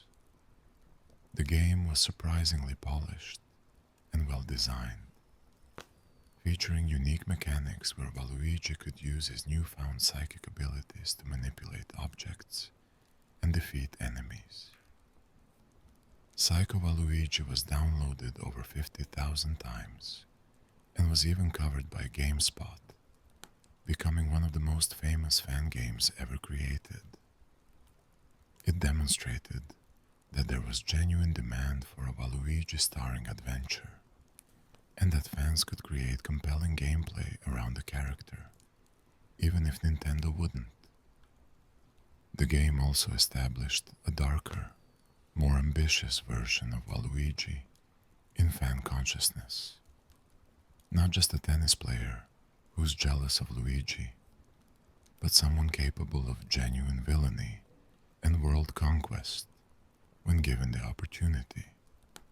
This interpretation would influence how fans thought about Waluigi's potential, suggesting that his perpetual loser status in official games might not reflect his true capabilities. Around 2017, Waluigi memes began to truly proliferate across social media platforms. One particularly viral meme featured a mashup of Waluigi and DJ Khaled's Wild Thoughts, with Waluigi's face photoshopped onto the bodies of Khaled, Rihanna, and Bryson Tiller in the music video, accompanied by Waluigi's voice edited into the song. The 18-second clip received over 95,000 likes and more than 54,000 retweets on Twitter, introducing many people to Waluigi for the first time. When asked about the video's virality, creator James Nielsen simply responded, "Waluigi tik af," a statement that's both nonsensical and perfectly captures the absurdist humor surrounding the character. This period also saw the emergence of Waluigi as an unexpected sex symbol, at least ironically. Memes often played up his gangly physique and placed him in suggestive poses, creating a hilariously uncomfortable juxtaposition between his awkward appearance and romantic, sexual contexts. Images of Waluigi striking a "draw me like one of your French girls" pose became popular, often accompanied by captions like, "You've been hit by, you've been struck by, a smooth criminal." This unexpected sexualization speaks to the internet's ability to find humor in the absurd and to create appeal where none was intended. It's also worth noting that this was happening entirely through fan creation. Nintendo has never played up any romantic or sexual aspects of Waluigi's character. The memes took on more philosophical and existential tones as well. Images of Waluigi staring out rain-streaked windows with captions like, "I'm always player 2, but never player 1 in someone's life," transformed him into a symbol of loneliness and unrequited affection.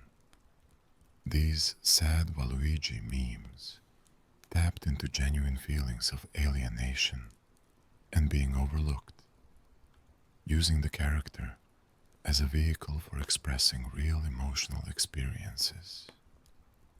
The humor came from the incongruity of using this silly purple video game character to explore themes of isolation and desire for connection. But the emotions behind the jokes were often sincere. Crossover memes became particularly popular, inserting Waluigi into unrelated contexts for comedic effect. The It's Waluigi Time format involved Waluigi bursting into completely unrelated scenarios, adding chaos and absurdity. History memes might read, "History teachers," and then World War II began. Waluigi, it's Waluigi time. This format's versatility made it incredibly popular, as Waluigi's chaotic energy could be injected into literally any situation for comedic effect. Another popular format involved adding "wah" to the beginning of words to create Waluigi-themed versions of concepts, objects, or other characters. This linguistic play gave rise to terms like "watorni," "wangineer," "wadoctor," and countless others. The format became so widespread that it evolved into a shorthand for discussing Waluigi's potential appearances in various contexts. What if there was a WA version of any character? Became a common hypothetical, with Waluigi serving as the template for evil or twisted versions of beloved characters. In early 2023, Waluigi unexpectedly became relevant to discussions of artificial intelligence when AI researchers began using his name to describe a phenomenon in AI behavior. The Waluigi effect refers to a theory in artificial intelligence alignment communities where training an AI to behave in a certain way is likely to increase its odds of doing the exact opposite as well. The term references Waluigi as Luigi's rebellious, evil counterpart, suggesting that creating a good AI also creates the potential for its evil opposite. The theory relates to Jungian psychology, which posits that one's unconscious beliefs are as strong as the effort it takes to suppress them. This application of Waluigi to serious AI safety discussions represents perhaps the strangest evolution of his cultural presence. A character created to be Wario's tennis partner became a reference point for understanding how artificial intelligence systems might malfunction or rebel against their programming. The Waluigi effect has been seriously discussed in AI research communities, with papers and articles analyzing the phenomenon. Waluigi has transcended video games entirely to become a philosophical concept in cutting-edge technology discussions. Academic analysis of Waluigi has also appeared, believe it or not. Papers and articles have examined him through various theoretical lenses, from examining his status as a countercultural figure to analyzing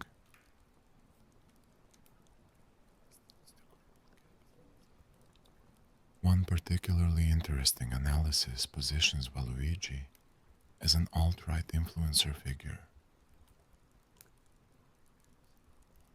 as an ironic political movement, examining how meme culture can take a political characters and imbue them with ideological significance that their creators never intended.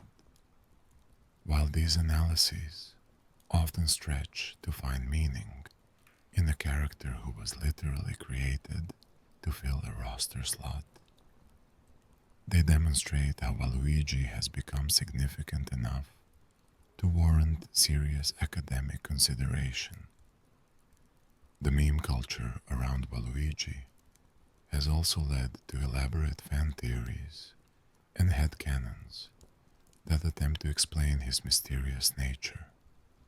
Some fans have constructed entire backstories explaining how Waluigi came to exist, why he hates Luigi, what his relationship with Wario actually is, and what he does when he's not competing in sports. These fan theories often paint Waluigi as more tragic than the games suggest. A failed clone of Luigi, a dimension-hopping outcast, a manifestation of negative energy, or even a cosmic entity beyond human comprehension, whose true form cannot be perceived by mortal eyes. The cosmic horror Waluigi interpretation became particularly popular, with memes suggesting that Waluigi's true form is something beyond human understanding, that he is merely presenting a comprehensible avatar when he appears in games, and that his exclusion from Smash Bros. And mainline Mario games is actually Nintendo protecting us from something too powerful to be contained.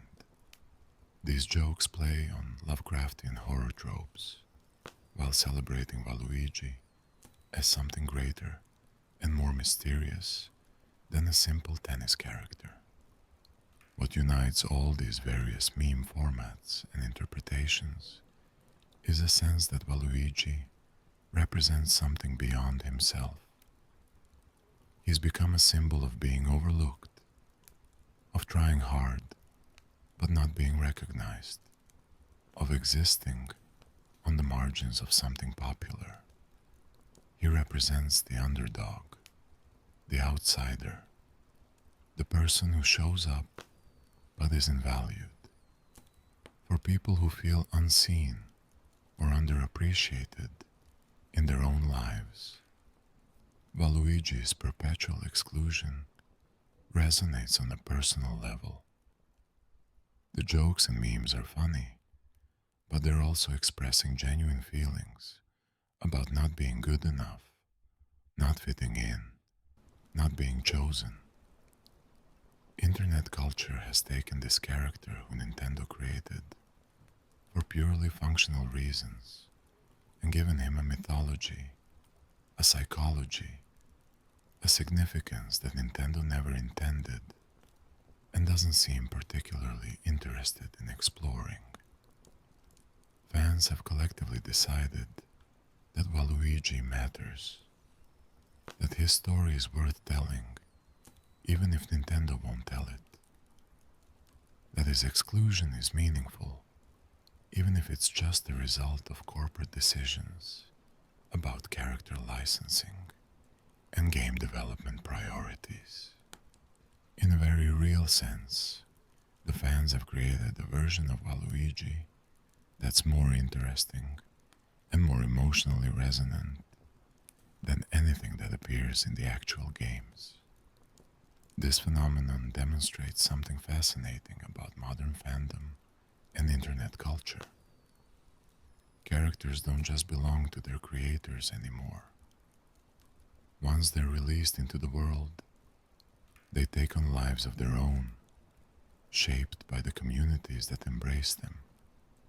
Waluigi, as he exists in memes, fan art, and online discussions, is a fundamentally different character than Waluigi, as he appears in Mario Tennis or Mario Party. The fan version has depth, pathos, philosophy, and meaning. The official version fills roster slots and makes funny noises. Both versions are real in their own ways, but the fan version is arguably more culturally significant at this point. To truly appreciate Waluigi's presence in the gaming landscape, it's worth taking a chronological look at his major appearances and how each one contributed to his character and legacy. From 2000 to 2024, Waluigi has appeared in over 70 games, and while we can't cover every single one in exhaustive detail, examining the highlights reveals patterns and moments that defined who he is. 2000, the beginning. Mario Tennis, N64, and Game Boy Color introduced Waluigi to the world with virtually no fanfare. He was just there, Wario's partner, Luigi's rival, lanky and purple and weird. The Game Boy Color version gave him minimal dialogue, but established his arrogant personality. Mario Party 3 and 64 made him a playable character, and more significantly, positioned him as the true antagonist of story mode, someone cunning enough to steal the Mischief Star stamp from under Bowser's nose. This was his first story prominence, and remains one of his most significant narrative roles. 2001, Mario Kart Super Circuit, GBA, brought Waluigi into the racing series as an unlockable character. Mario Party 4, GameCube, continued his party game presence with improved animations that showed his personality more clearly. Mario Tennis, GBC, gave him more dialogue and character interactions. 2002, Mario Party 4, GameCube, continued establishing him as a party regular. Mario Golf, Toadstool Tour, GameCube, added him to the golf series as a technical character.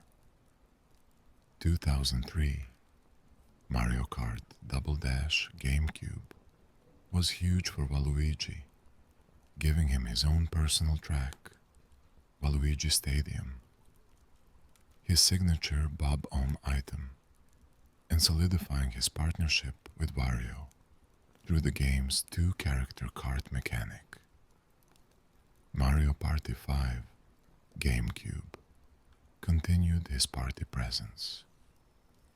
This year established Waluigi as a core member of the racing and party game rosters, rather than a novelty addition. 2004, Mario Golf, Advanced Tour, GBA, Mario Power Tennis, GameCube, and Mario Party 6, GameCube, all featured Waluigi. Power Tennis was particularly notable for introducing his bizarre swimming through air ability and giving him dramatic special moves that showcased his need for attention and flair. 2005, Dance Dance Revolution, Mario Mix, GameCube, gave Waluigi his starring role as the initial antagonist, attempting to steal the music keys to become the world's best dancer. Though he's defeated early and never appears again after the first world, this remains his most prominent story role. Super Mario Strikers, GameCube, introduced his infamous crotch chop celebration. Mario Superstar Baseball, GameCube, Mario Party 7, GameCube, Mario Tennis, Power Tour, GBA, and Mario Kart Arcade, GP, Arcade, all featured him as well. This was peak Waluigi saturation.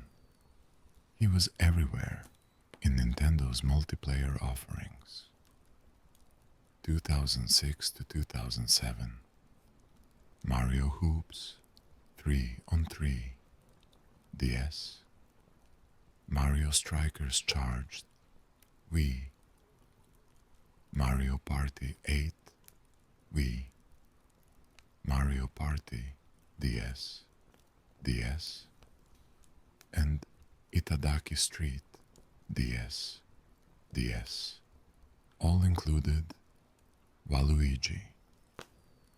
The Mario Party 8 moment where he produces a rose after winning became iconic. Itadaki Street DS is notable for being one of the rare games that includes Waluigi but not Wario, suggesting they're not as inseparable as their constant pairing suggests. 2008 to 2009, Mario Kart Wii reclassified Waluigi as a large character and brought back Waluigi Stadium from Double Dash as a retro course. Mario Super Sluggers, Wii, Mario Party 9, Wii, and various Mario and Sonic at the Olympic Games entries continued his presence. Interestingly, 2008 was also when Super Smash Bros. Brawl was released, introducing Waluigi as an assist trophy, a role he'd maintain through subsequent Smash games, always close to being playable, but never quite making it. 2010 to 2012, Mario Sports Mix, Wii, Fortune Street Wii, Mario Party 9, Wii, Mario Tennis Open, 3DS, and Mario Party Island Tour, 3DS, kept Waluigi in the spin-off rotation. However, Mario Kart 7, 3DS, notably excluded Waluigi from the playable roster due to time constraints, even though his signature course, Waluigi Pinball, returned. This was a major blow. Being cut from a Mario Kart game suggested his position wasn't as secure as fans thought. 2013 to 2015, Mario and Luigi, Dream Team, 3DS, featured Waluigi only as a cameo in the Dream World, not as a substantial character. Mario Golf, World Tour, 3DS, Mario Party, Island Tour, 3DS, Mario Party, 10, Wii U, and more Mario and Sonic Olympic Games entries continued his presence. Notably, Super Smash Bros. For Wii U and 3DS kept him as an assist trophy, with Sakurai's comment about trying hard not guaranteeing making it into battle, adding fuel to fan frustration. 2016 to 2018, Mario Party, Star Rush, 3DS, Mario Sports Superstars, 3DS, Mario Kart 8 Deluxe, Switch, and Mario Party, the Top 100, 3DS, all included Waluigi. Mario Tennis Aces Switch gave him a relatively significant role in the story mode, where he and Wario steal the evil racket Lucien, though they end up possessed by it. Super Mario Party Switch continued his party presence. And then came June 2018 and the Super Smash Bros. Ultimate reveal that confirmed him once again as an assist trophy, sparking the massive fan campaign and meme explosion. 2019 to 2021, Mario Kart Tour, Mobile, Super Mario Maker 2, Switch, which included a Waluigi costume, Mario and Sonic at the Olympic Games Tokyo 2020, Switch, and Mario Golf, Super Rush Switch, all featured Waluigi. These years saw his internet fame continue to grow, even as Nintendo gave him no new story prominence or character development. 2022 to 2024, Mario Strikers Battle League Switch marked the end of Charles Martinet's run as Waluigi's voice. Mario Party Superstars Switch, Mario Plus Rabbids Sparks of Hope Switch, which included Waluigi, a Rabbid version, and finally Super Mario Party Jamboree 2024 Switch, where Kevin Afghani took over voice duties, all continued his presence. Notably, 2023 was the first year since Waluigi's debut that he didn't appear in any new game, ending a 22-year streak of annual appearances. Looking at this comprehensive list reveals several patterns. First, Waluigi's presence has been remarkably consistent across 2 decades. He's appeared in nearly every Mario Sports, Party, and racing game released since 2000. Second, his gameplay roles have remained fairly static. He's almost always a technical/defensive character with emphasis on skill over power. Third, his character development has been virtually non-existent. Despite appearing in over 70 games, he's barely evolved beyond his initial characterization as Luigi's jealous rival and Wario's partner. Fourth, and perhaps most tellingly, his most significant story roles came early in his existence.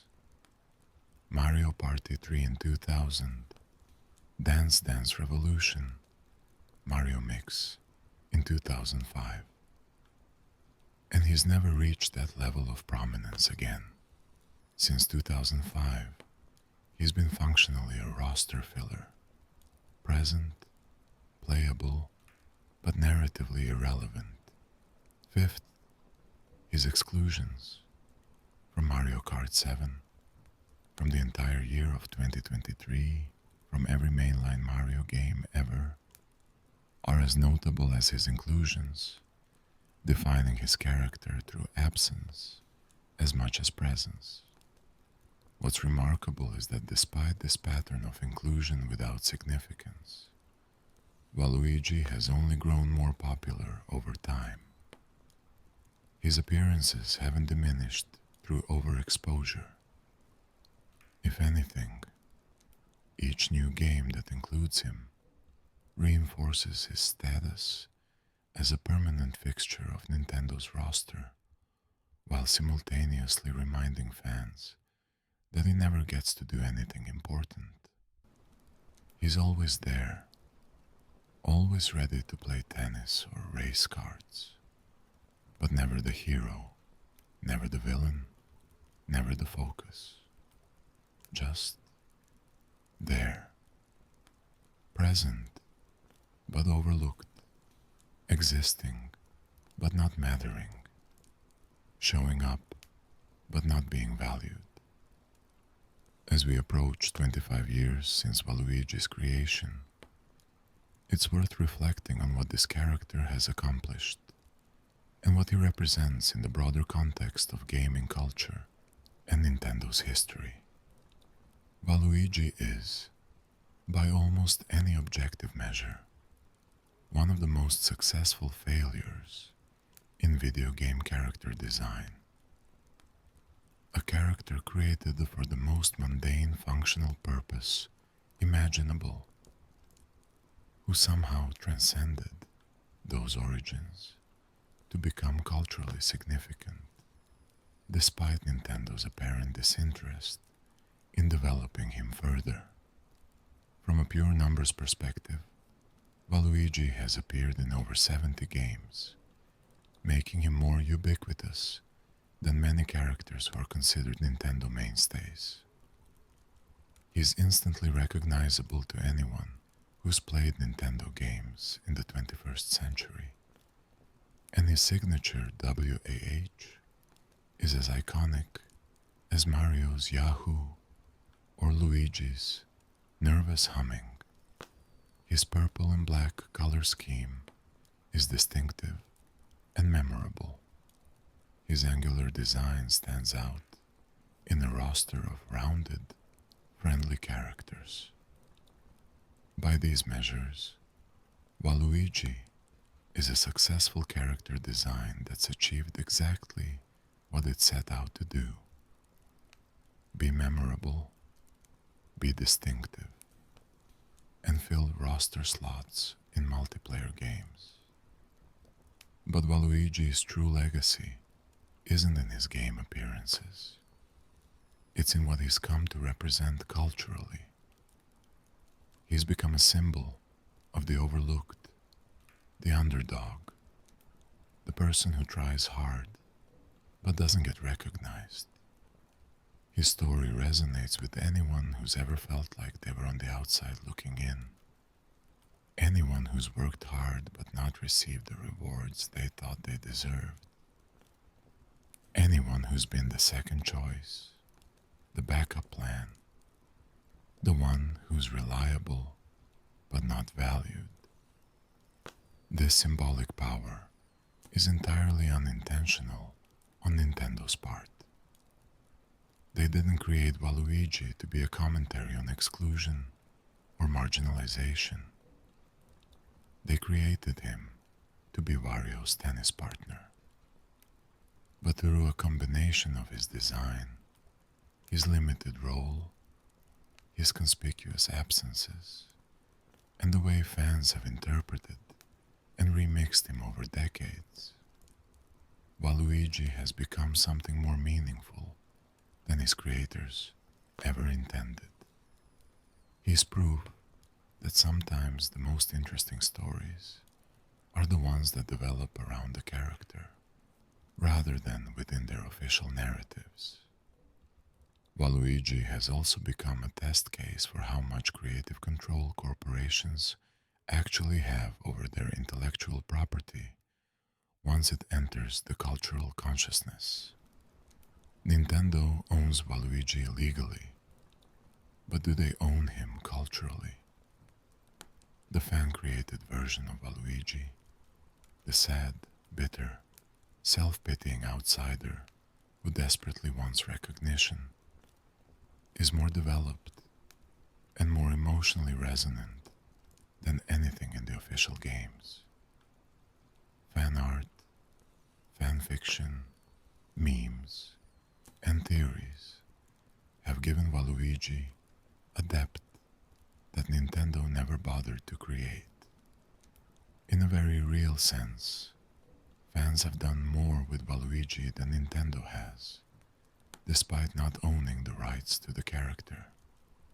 This dynamic raises interesting questions about authorship, ownership, and creative expression in the modern media landscape.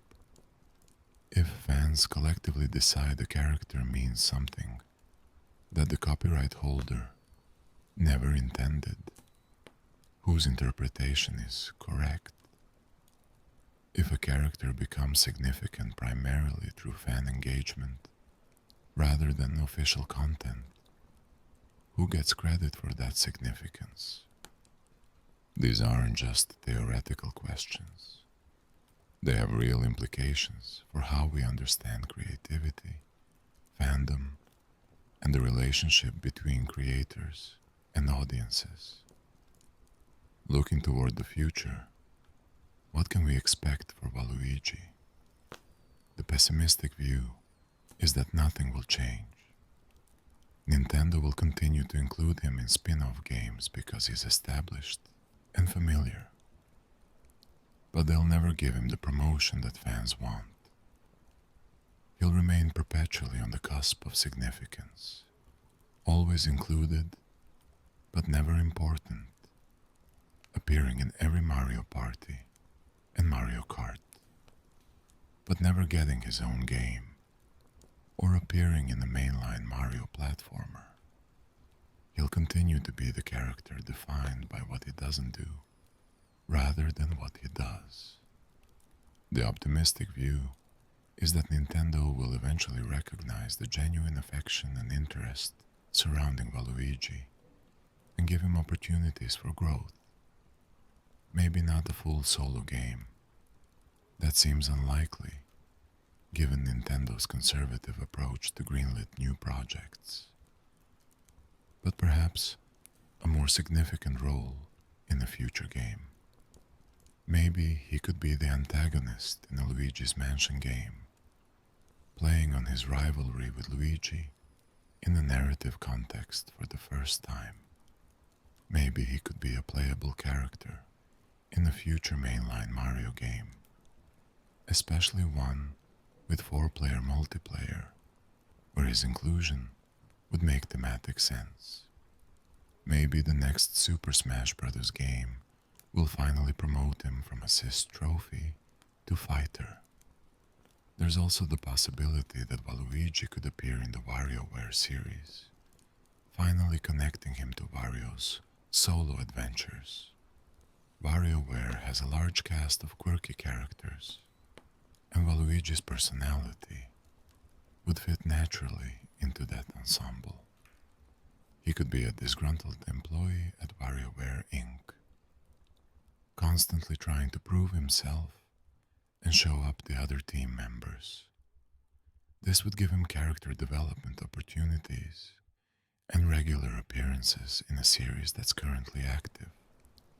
Unlike Wario Land, which hasn't seen a new entry since 2008. Another potential avenue is through animated content. The Super Mario Bros. Movie from Illumination in 2023 featured references to many Mario characters, but didn't include Waluigi, which disappointed fans who'd hoped he might get a moment in the spotlight. However, the movie's massive success means sequels are inevitable, and Waluigi could potentially appear in a future installment. An animated format would allow for exploration of his character in ways that gameplay-focused titles can't accommodate, giving him dialogue, motivations, and narrative presence that games have never provided. The reality is that Waluigi's future depends entirely on decisions made by people at Nintendo, Camelot, and other development partners, and we have no insight into their plans. What we do know is that Waluigi has survived for nearly 25 years in an industry where most characters are forgotten within a few years. He's outlasted fads, console generations, and shifts in gaming culture. He's remained relevant through sheer persistence and through the dedication of fans who refuse to let him fade away. There's something admirable about that persistence. Waluigi keeps showing up, game after game, year after year. He's there. He doesn't get the recognition he wants. He doesn't get promoted. He doesn't get his own adventures. But he keeps showing up anyway, ready to play tennis, ready to race karts, ready to compete in whatever sport or party game Nintendo throws at him. That reliability, that consistency, that refusal to give up despite never getting what he wants, that's actually kind of inspiring when you think about it. Maybe Waluigi doesn't need a solo game, or a starring role in the mainline Mario title. Maybe his power comes from being the eternal underdog, the character who's always trying and always falling short. Including him in bigger roles might actually diminish what makes him special.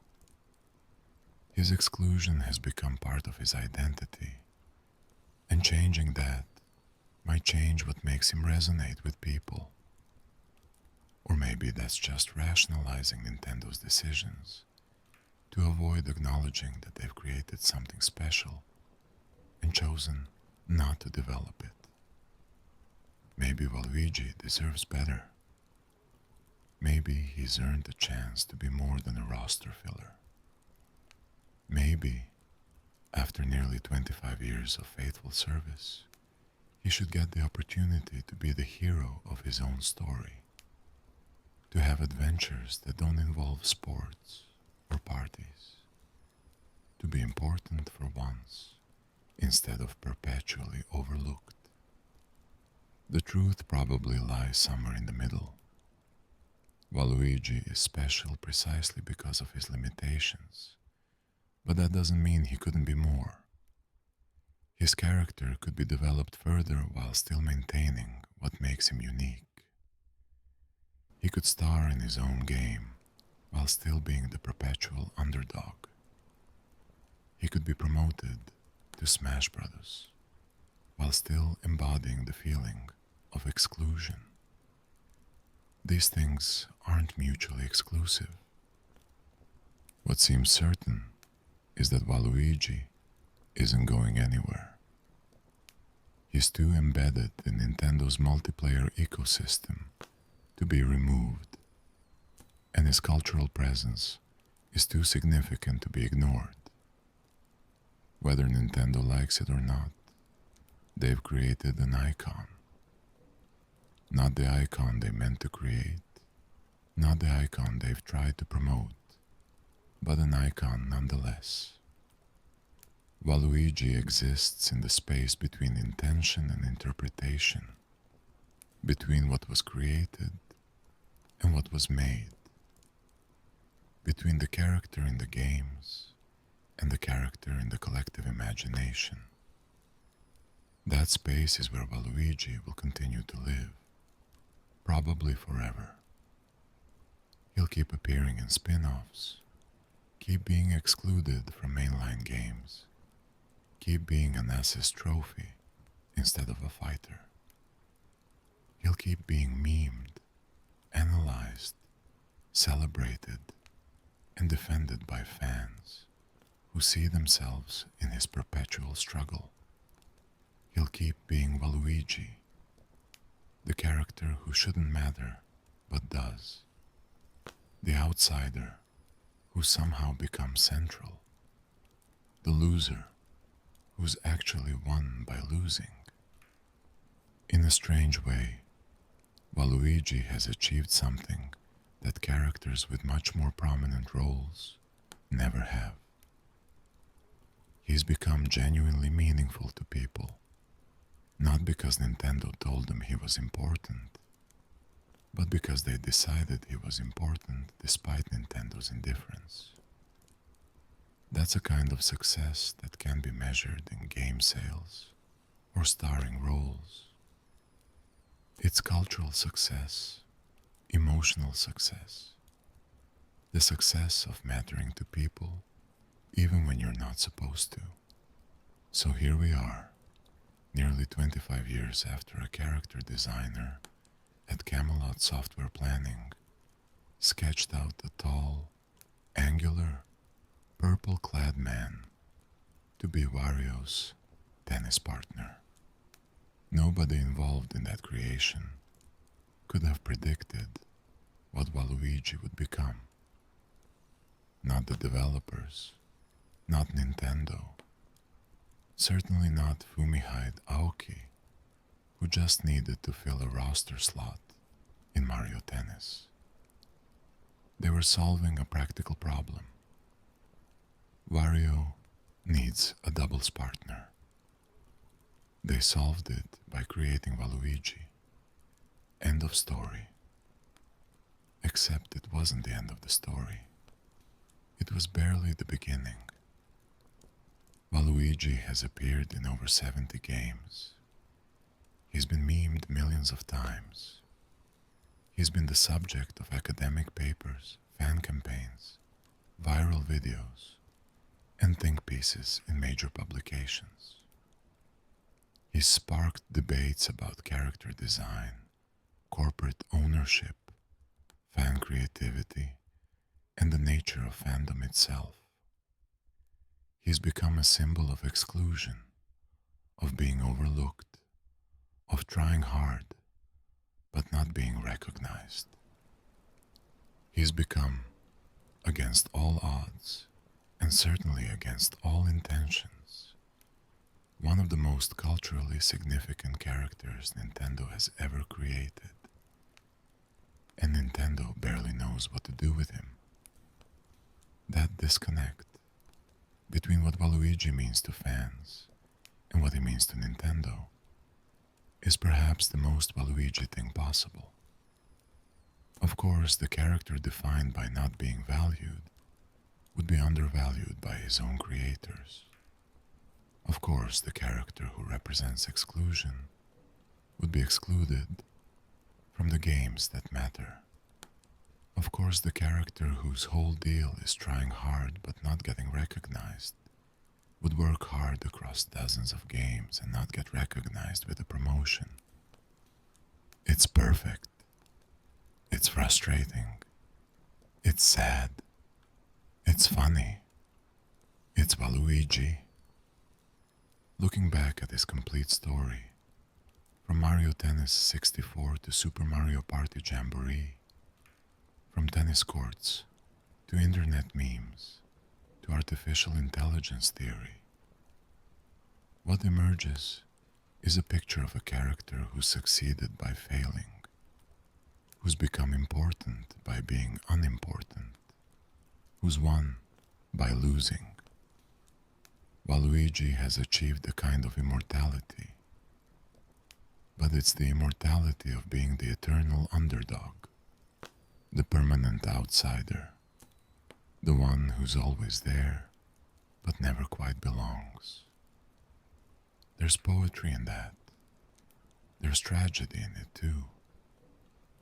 But mostly, there's Waluigi being Waluigi, showing up when he's supposed to, filling the role he's assigned, trying to get noticed, and going home disappointed, but ready to try again next time.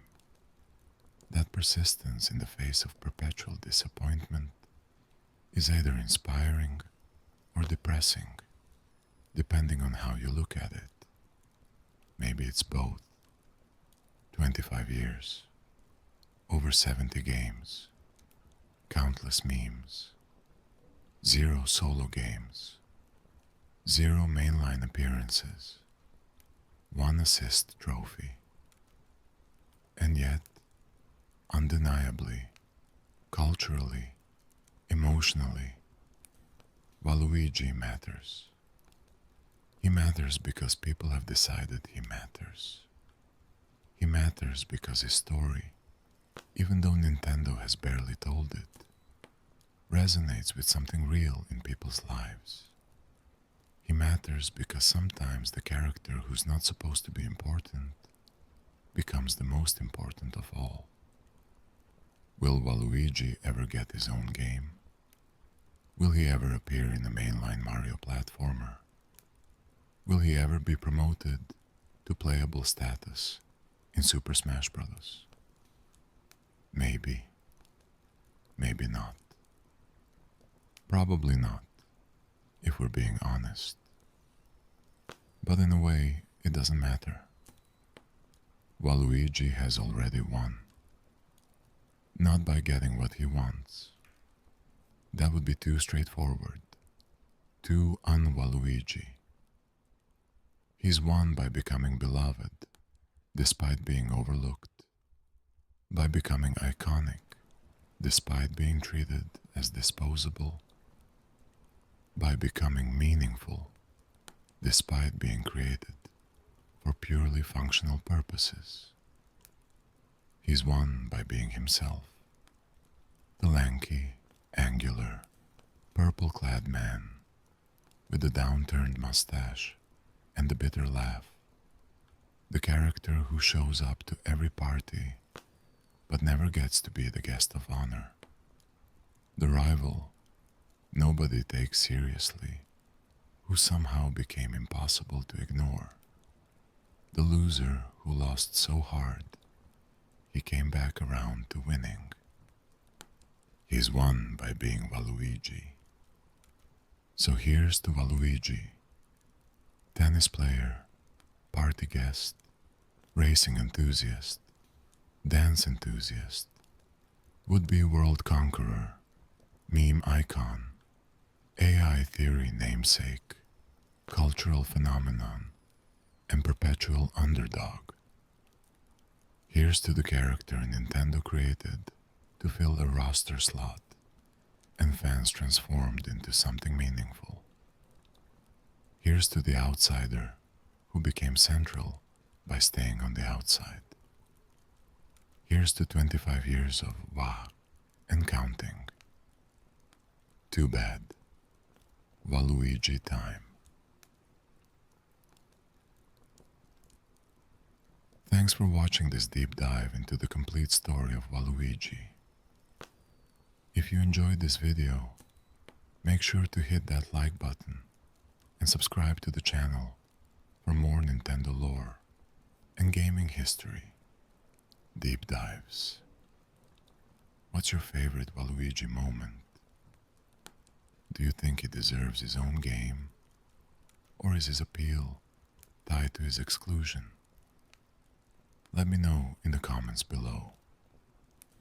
And remember, whether you're player 1 or player 2, whether you're the hero or the sidekick, whether you're picked first or picked last, you matter.